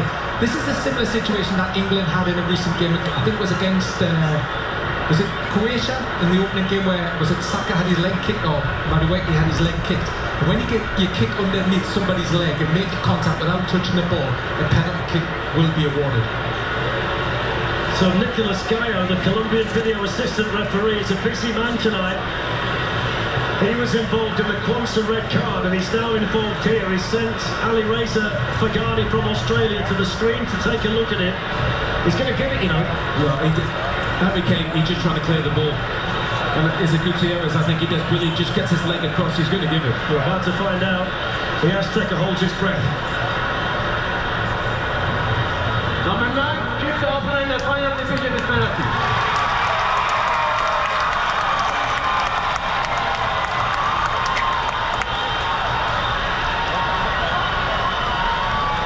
You were right. I don't think it was 3-3-1. One thing I would say is he doesn't mince his words enough, does he? And I'll tell you something else as well. This is the first time tonight we've had a double umbrella scenario, so there's obviously more beer being thrown with a penalty. There's the challenge.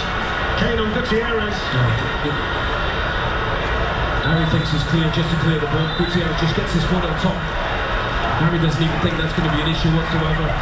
But again, a bit like Gordon and Rangel, he just gets in front of him. Who's he got there, Anderson? I think that's Anderson who's been sent away with the yellow card. We'll get it confirmed, but it looked like Elliot Anderson. The one thing you would say, there's been a lot of decisions made by the referees, but they've got them all right.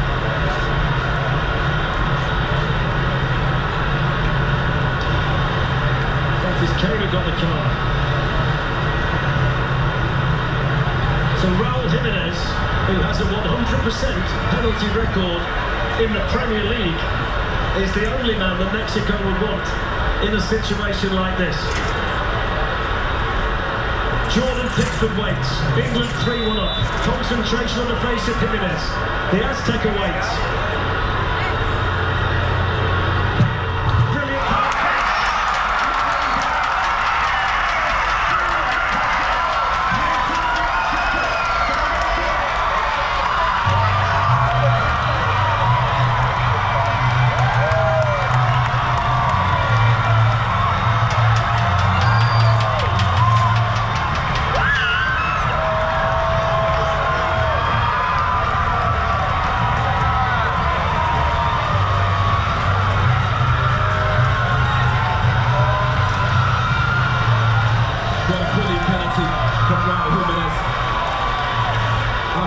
for a very long time. I've never heard a stadium make this amount of noise. The second highest goal scorer for Mexico all time moves to within 5 of Chicharito. That's 48 international goals. Here's Kane for England. Now Gordon. What a match this is. It's the game of the tournament. What a brilliant touch from Harry Kane that was. Referee plays on. Here's Kane. You can barely hear yourself think.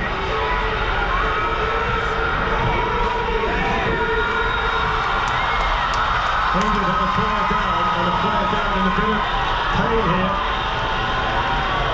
20 minutes to go. Nico O'Reilly felt the full force of that one. Whatever next? Honestly, you'd have to say both teams have gone after each other. We said don't make any excuses, they haven't.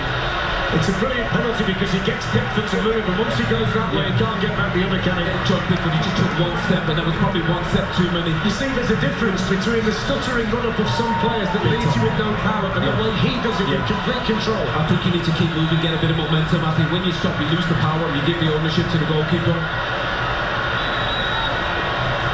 I mean, the game is delivered, to say the least. I'll tell you what, there are flashpoints all over the pitch at the moment. He's got a booking now, claiming he got caught in the face. That's Sanchez, the right back, so he's in the book. Might not be everybody's cup of tea with the referees and the VAR, but they got all the decisions right. Well, we're going to take a short match break. I don't really know where to start. It's probably best just to tell you England are down to 10 men. They're leading 3-2, and promise me that you won't go anywhere.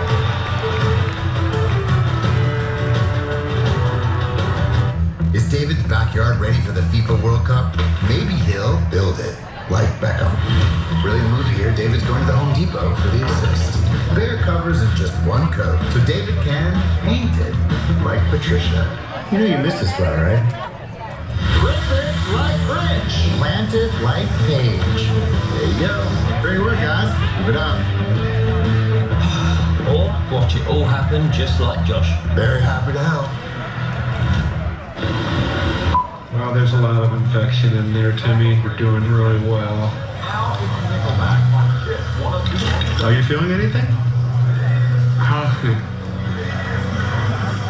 I don't understand, but this is going very well. No. Coffee. Coffee? Coffee. Coffee. Kashi? Coffee? What's coffee? This is quite a game. It'll be a free kick.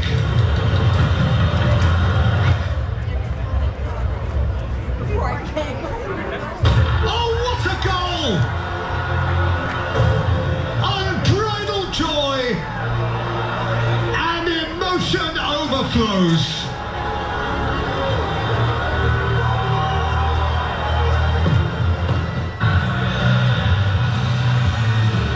England 3, Mexico 2.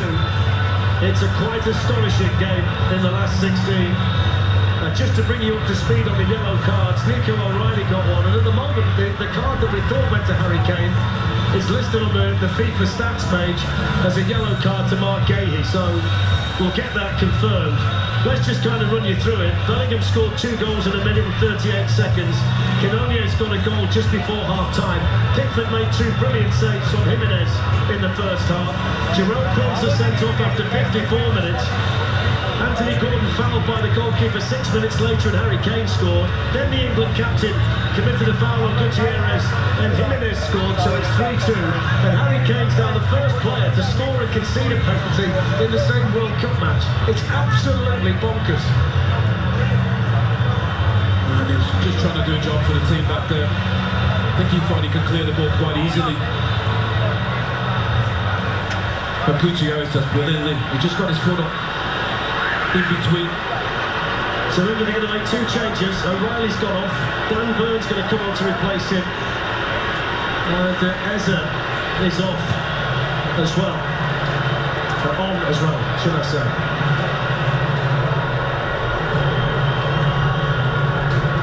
big moment for Dan Burn to walk into. Owen. Elliot Anderson gone as well. That's a surprise for me. He's so competitive.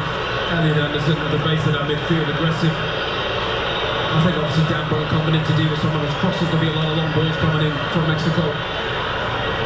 So Dan Burn onto his 9th cap. He didn't make his England debut until he was 32. At 6'7", the same size as Crouchy, he should win his fair share of headers. Well, now to back 5 for England to 5-3-1. 15 minutes to sort it out, plus a bit of stoppage time, potentially extra time, maybe penalties. I've just had a message on my phone to say you've never covered a game as good as this, and they might have a point. This is absolutely fantastic.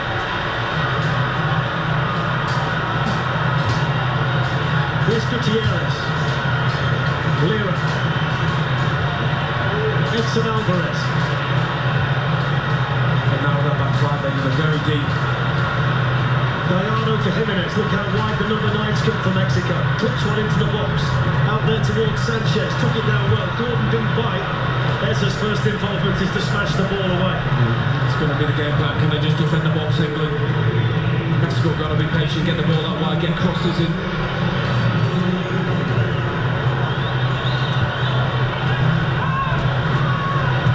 Eric Lira with a switch. In it goes towards Pickford. He had to beat his own defender in there to get the ball away. Just to check that, it's Spence's come on, not Eza. Eza was ready, but they made the switch, and Spence is on, and he's going to play better than he did when he saw him against DR Congo. Yeah, no need for attackers now.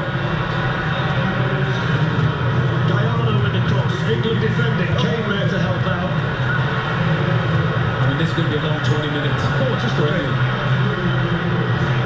Just a bit. They're not going to attack anymore, England. They're just going to try and find a way to hang on. Mexico will go keep the tempo up, move the ball a bit quicker. England cannot get out at the moment. Jesus Gallardo for Mexico. Another cross into the England box. Bicycle kick attempted. Number 7, Negrete scored a goal like that in 1986, which was special. And don't forget tomorrow on Fox, and they've got something to live up to. A huge day starting with Portugal, Spain. Then it's the US up against Belgium in the round of 16. Coverage starts 2 p.m. Eastern, 11 a.m. Pacific. Alvarado's cross, which was blocked. Here's Lira for Mexico. In it goes towards Quiñones. Headed away for England. Under pressure by Concept.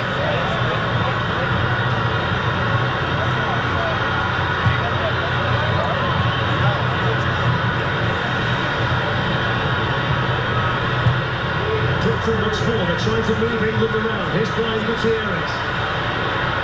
Makes room for the shot. That's a good block by Ezra Concept. They're defending really well, England. They're very compact. In by Gutierrez. Pickford stays on his line. First involvement for Big Dan Burn at Newcastle to win his header. Yeah, that's exactly why he's in there. There's going to be plenty of balls flying in that box.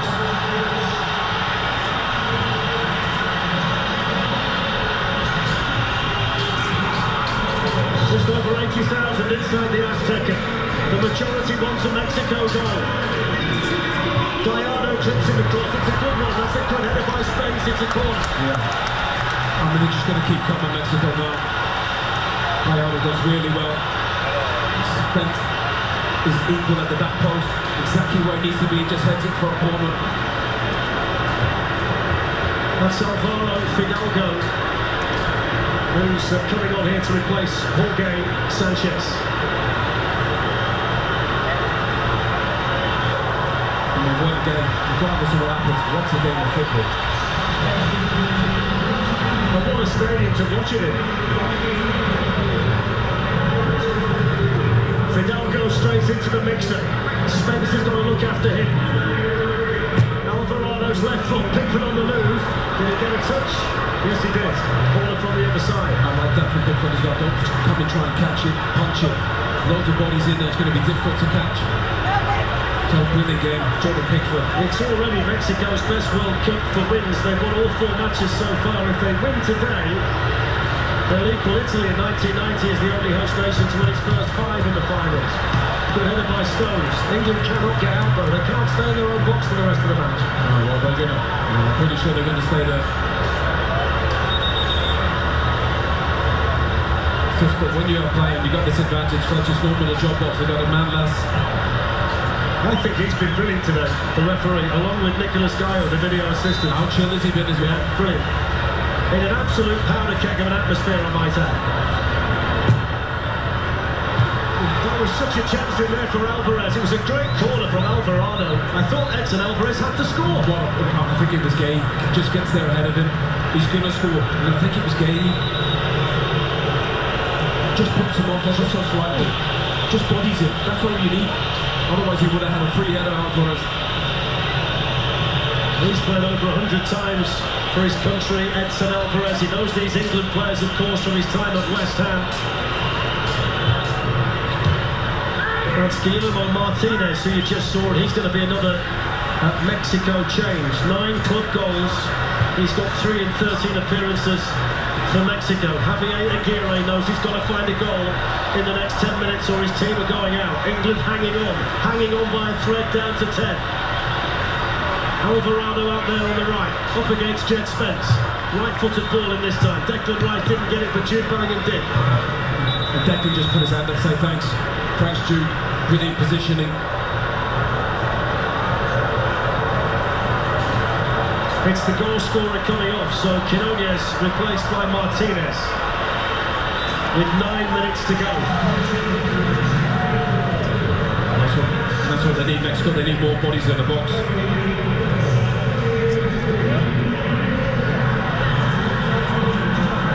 Here's Gallardo, plays more like a winger than a left back.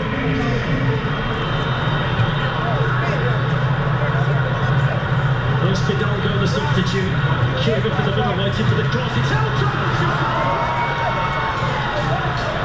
Well, this time it was Santiago Jimenez first to it. I tell you what, it's a good chance as well. He's got a brilliant left foot. He tries to go for it. He just tries to guide it. I think he obviously needs to have bowled that into the ground. Tries to be too pure, but they just need a bit of power.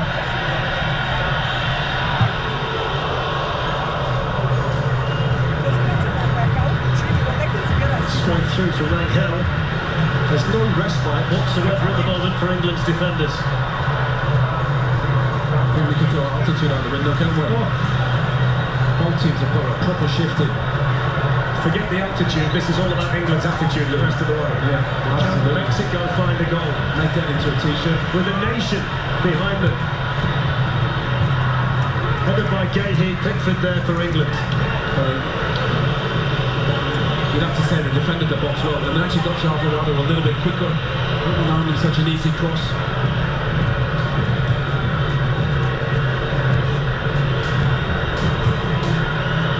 Host nation hasn't won the World Cup for 28 years. France team that beat Brazil in Paris back in 1998. It's the 5th game in a row Mexico have played in their own country, the 4th here at the Azteca. They played in Guadalajara against South Korea. They've got to move after this if they win. That's great defending in there for England again. It was Jed Spence reaching out and making a vital tackle. Yeah. The ball just keeps coming into the box and England are going to have to find a way to keep dealing with it. So far they've done really well. It's like a training ground exercise. Attack versus defence. Fidalgo for Mexico. Gallardo the left back. Plenty of green in the box. Cross to the England defender. Mexico corner. He looks so comfortable, comes out right back as well.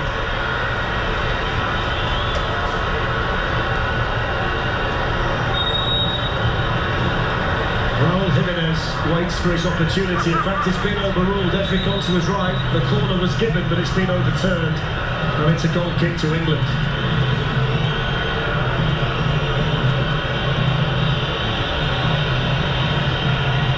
Again, Jed Spence does brilliantly. Just reads it, gets them twice, and everybody's back. Anthony Gordon clears his lines. And James Corden and the After Hours crew will be on Fox tonight for another nightly wrap-up of today's World Cup action. Special guests on the programme as well. That's on Fox at midnight local. Bellingham on the move for England on a hat-trick. That's great defending.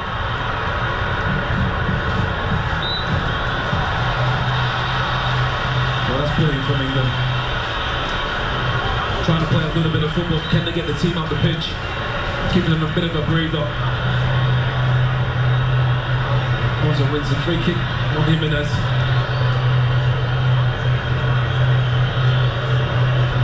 Jude Bellingham still competing. It's a good tackle from Vasquez.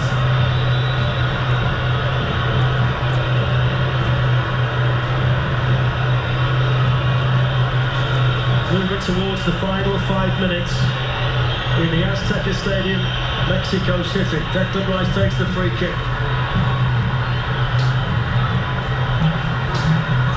Helped on by Jimenez, won back by Bellingham. Spence towards Harry Kane, but he puts a bit too much on that. But at least they've had a minute or two to clear their heads, the England defenders. Yeah. Mexico have been relentless since they got the penalty.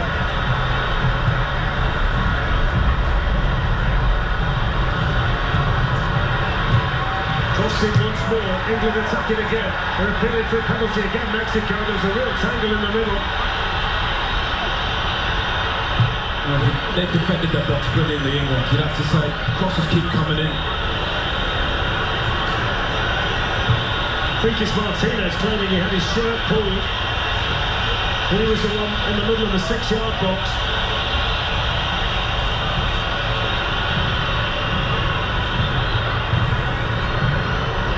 Gallardo.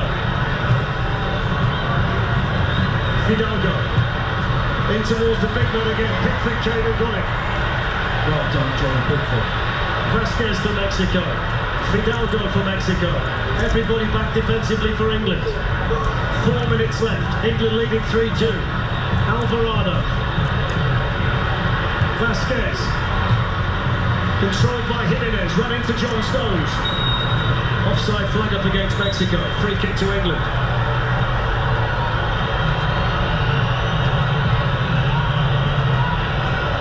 That's what they're appealing for. Dan Burn and Mark Gahey on a bit of show.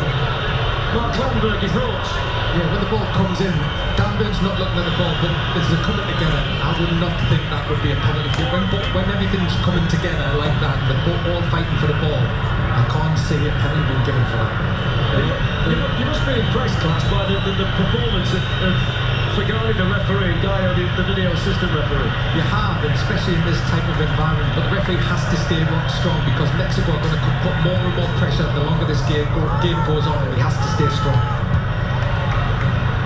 It's away by Vasquez, time running out for Mexico, flicked on by Declan Rice. Rangel's going to get there first. I think on that as well, Martinez had the hold of one of the England players' shirt as well, so they were all grabbing. Edson Alvarez. Alvaro Fidalgo, and now Jesus Gallardo. There's a familiar pattern to the game now. Stone's got enough of it, also heads it away. Bellingham helps it on. What a performance from Jude Bellingham. I mean, obviously the goals, but overall. Edson Alvarez plays it out wide. This is Alvarado. Can he conjure a moment of magic with that brilliant left foot of his? That's good pressure on that side by Spence for England.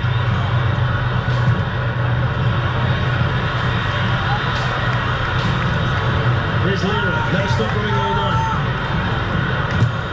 Alvarado's cross, Dan Bird's header, cleared as far as Vasquez. Here's Fidalgo, shooting chance maybe, Bellingham made the challenge. Harry Kane, no foul. Jimenez for Mexico. Martinez out to Gallardo, they're queuing up in the middle again, clip back into the England box, they've got to win another header. Mark Gahey does. And then Anthony Gordon helps it out of play for a throw-in inside the final 2 minutes. Yeah, they're hanging on for dear life, England, but they're doing a good job of it.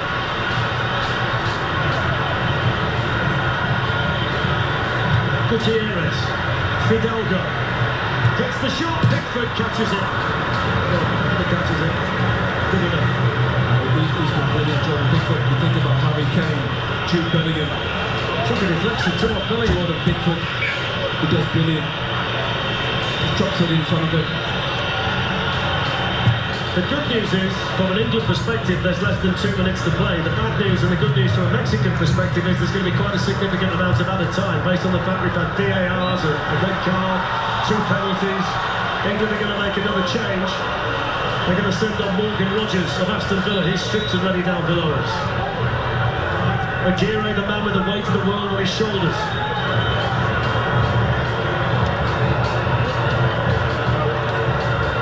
just ready for England is coming in to replace the captain, Harry Kane. Yeah, and you got to get off the pitch quite quickly. We've seen the South Goal just sprint off straight away. So John Stones is now England's captain for what remains of this last 16 game. The Norwegian players are sat in the team hotel with their feet up, waiting to see if they're going to play in the quarters. Brazil out today. Shout out to them, they played brilliant today. What a performance against Brazil. Brilliant football as well. And obviously Erling Haaland gets the headlines. Dan Burner, 34, the oldest player to make his World Cup debut for England in a knockout game. It's his first knockout match. He's played for England before, but nobody's played their first one as old as he is. But you'd have to say as well, the Sergeant Thomas Tuchel have had a good impact on the game. John Stones coming in, Conte going to right back. Oh, in 11 minutes of additional time. 11 minutes. That's a game changer. The whole of Mexico has just breathed a sigh of relief. Alvarado. Edson Alvarez. In towards Raul Jimenez. That's brilliant from Pickford again. He's put on a performance, Jordan Pickford.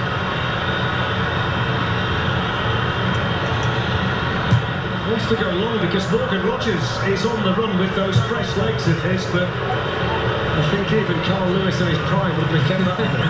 But you know what I think? It just gets England up the pitch, allows him to squeeze up the pitch, get out from being defending on the edge of their box. England looking to be just the third team to win a competitive match against Mexico in the Azteca Stadium, and only the second to do it in the World Cup finals after Italy in 1970. They've got 10 minutes left to hang on. Mexico 10 minutes left to find another goal. They've bombarded England since they scored the penalty through Jimenez after 69 minutes. Fidalgo. Now Gallardo. Ponce gets the block. And Mexico get the corner. Just keep coming, Mexico. They need a bit more quality though, rather than just whipping balls in, need to be a bit more precise. It's the equivalent of a Super Bowl goal line stand for the England defence at the moment. Corner taken by Gutierrez. Pickford's got a piece of it once more. He's not missed a thing, Pickford. He's got a masterclass on how to come out and claim balls. Don't catch him, just punch him, get him away. Gutierrez with time and space. In goes the cross, but he's hit that too hard, and that's a waste from the Mexico substitute. And I think a lot of that is because Jordan Pickford's been so good at coming to claim the balls. He gets in across his head a little bit. Where does this rank on the games you've seen in World Cup finals down the years? Brilliant. It's right there for me. Yeah, it's fabulous. Such a privilege to be here. But you know what? He's nervous. They haven't played brilliantly, but they've been there in the big moments. That's all it is in these games. You've got to be there for the big moments. They've got the players with Harry Kane and Jude Bellingham. They've defended exceptionally well. The saves there that Pickford's made, you've got to remember that two of them in the first half from Jimenez were world class. Yeah. Absolutely world class. It's been a great tournament for goalkeepers. What about Norway's goalkeeper today? Astonishing. Astonishing. He made one save that defied belief.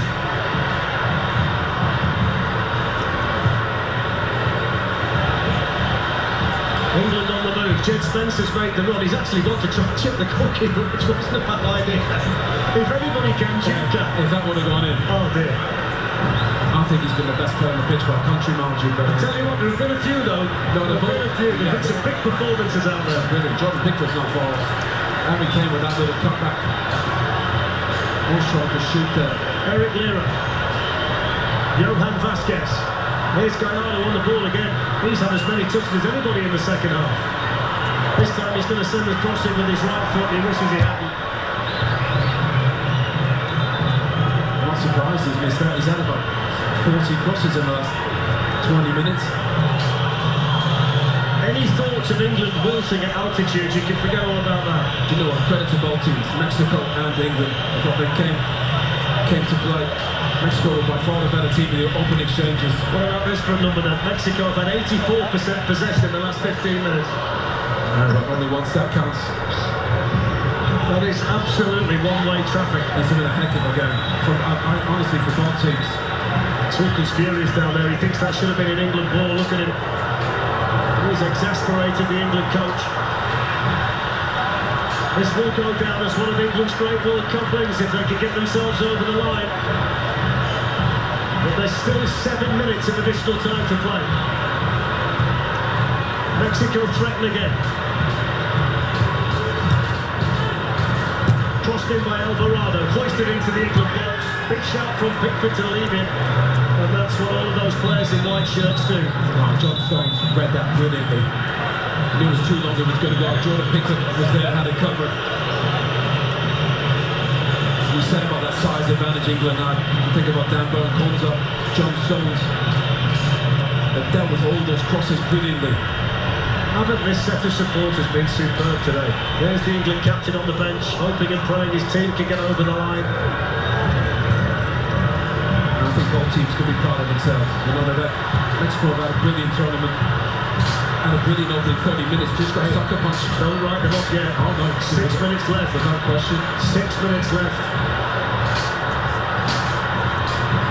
Here's Gallardo. Hidalgo's cross, taken down by Jimenez. That's brilliant. Brave defended from Big Dan Burn.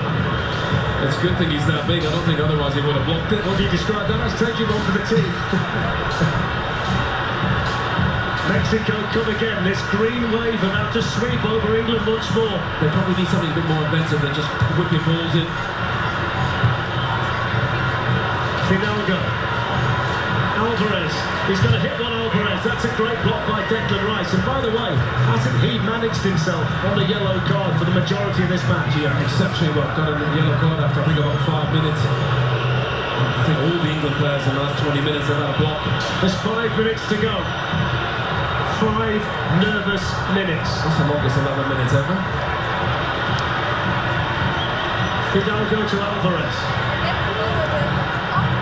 Lira plays it out to Alvarado. Jimenez waits in the middle with Martinez and Santiago Jimenez. Anthony Gordon out there for England. It's good defending from England. Don't gamble. Don't jump in. There's the switch to Gallardo, who's always available out here on the Mexico left. Brilliant touch by the left back. In goes the cross. Came at him quickly, and he couldn't keep the shot down. I think it was not conventional take from him. It's a good ball in. Would have been some goal if that went in. Fantastic imagination from him. There was a little bit behind it.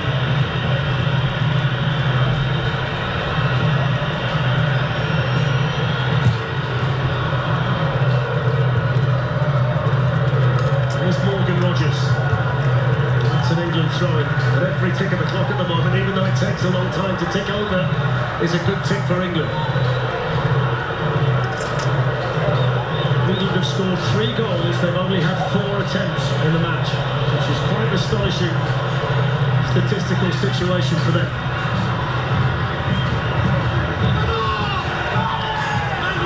Bellingham's been a colossus.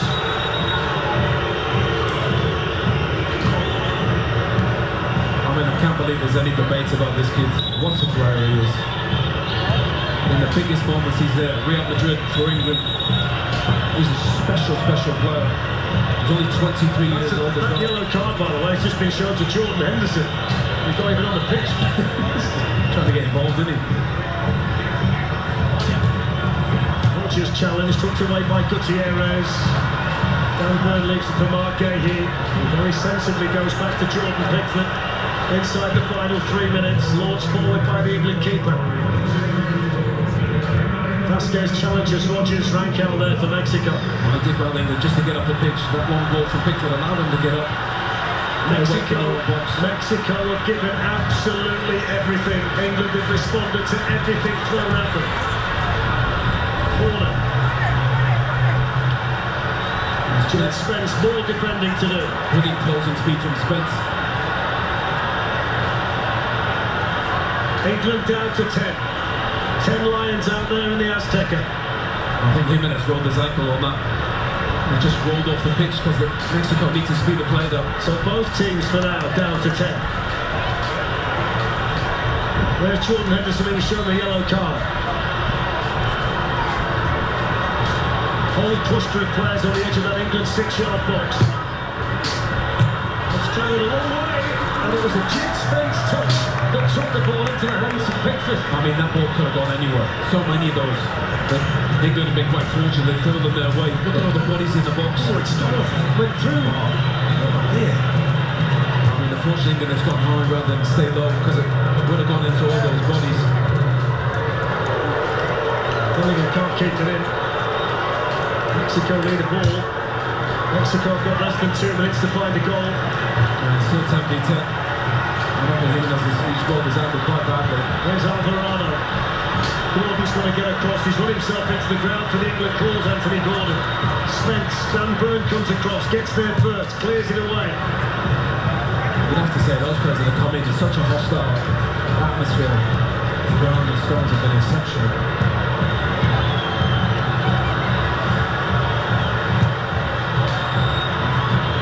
Here's Gallardo.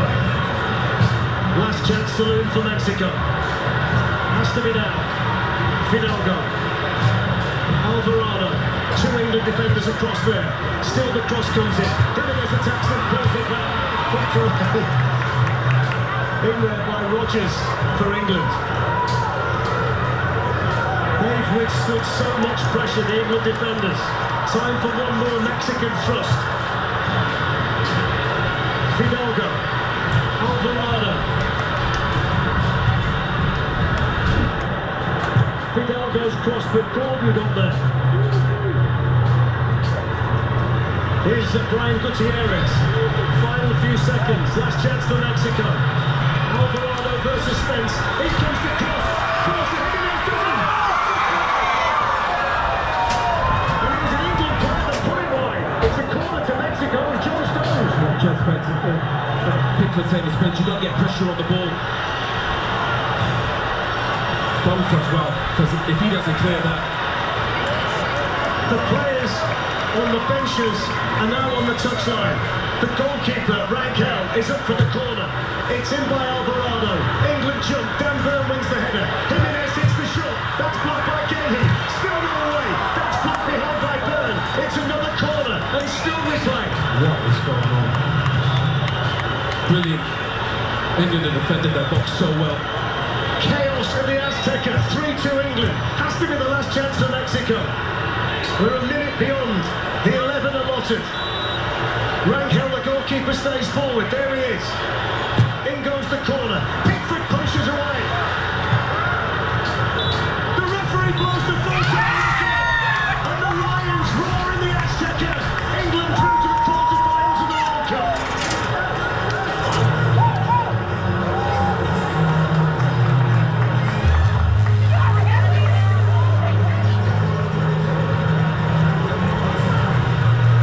Mexican heartbreak. Absolute jubilation for England. Heroes in white, heroes in green as well. What a battle between these two nations in the World Cup, Owen Hargreaves. What a fabulous game of football. Credit to both teams. They left everything out there. You talk about the conditions and altitude and the rain, the delay. England were there in the big moments. And they delivered. Yes, Jude they Bellingham and Harry Kane came to the rescue. 2 for Bellingham in the first half. Quinones got a goal. 2 brilliant saves from Pickford from Jimenez. Quanta sent off on 54. Kane with a penalty on 60. Gave one away on 69. Jimenez scored. England were bombarded. England held on. Mexico out. England through. They play Norway next in Miami. What a game. Absolutely astonishing. I've never seen anything like it.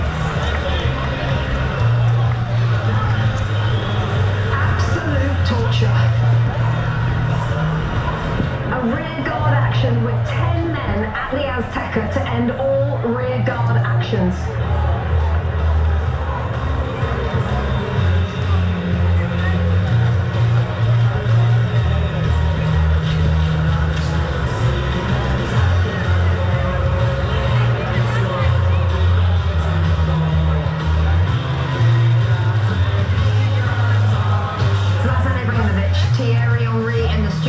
Watching these pictures, Thierry, what can you say about that game? First and foremost, you have to talk about Mexico and what they've done in the tournament. But England, the way they played, everyone talked about the altitude, everyone talked about everything, but at the end of the very day, there is a game of football that needs to be played. And when they went down to 10 men, they raised their game even more. So you have to give them a lot of credit. And yes, they were favourites, and they showed why they were favourites. Thank you very much. Fatan, your thoughts? Crazy game. Exciting game. I said before game, but I will say it in a different way. Losers that have excuses, winners that have answers. England, they gave us answers today. I saw 10 Lions.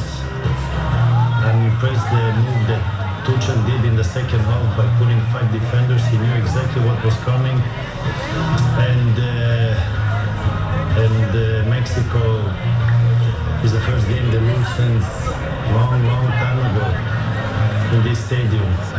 They fought. Certainly is. Their first defeat since 2013 here. Yes, and England, Bellingham, wow. If he's not Harry Kane, he's Bellingham. If he's not Bellingham, it's Harry Kane. But good spirit. This is good for the English team. Good for the spirit. Stupid red card, I think, but they won. And on to the next one against who, Rebecca? Norway. Good, you have your info, I like that. 3-2 England win. Coming into this tournament, there was concern about England's back line. They go down to 10 men. Mexico pummel them, Thierry, with crosses. 49 crosses Mexico had in that game. How did they keep them out? I think Mexico crossed way too early sometime in our approach of how they attacked the last third. They're not going to be gay stones in that burn like that. That's what they wanted. Early crosses, like 35 to 40 yards away. Go higher, try to see if you can play some passes in around the box.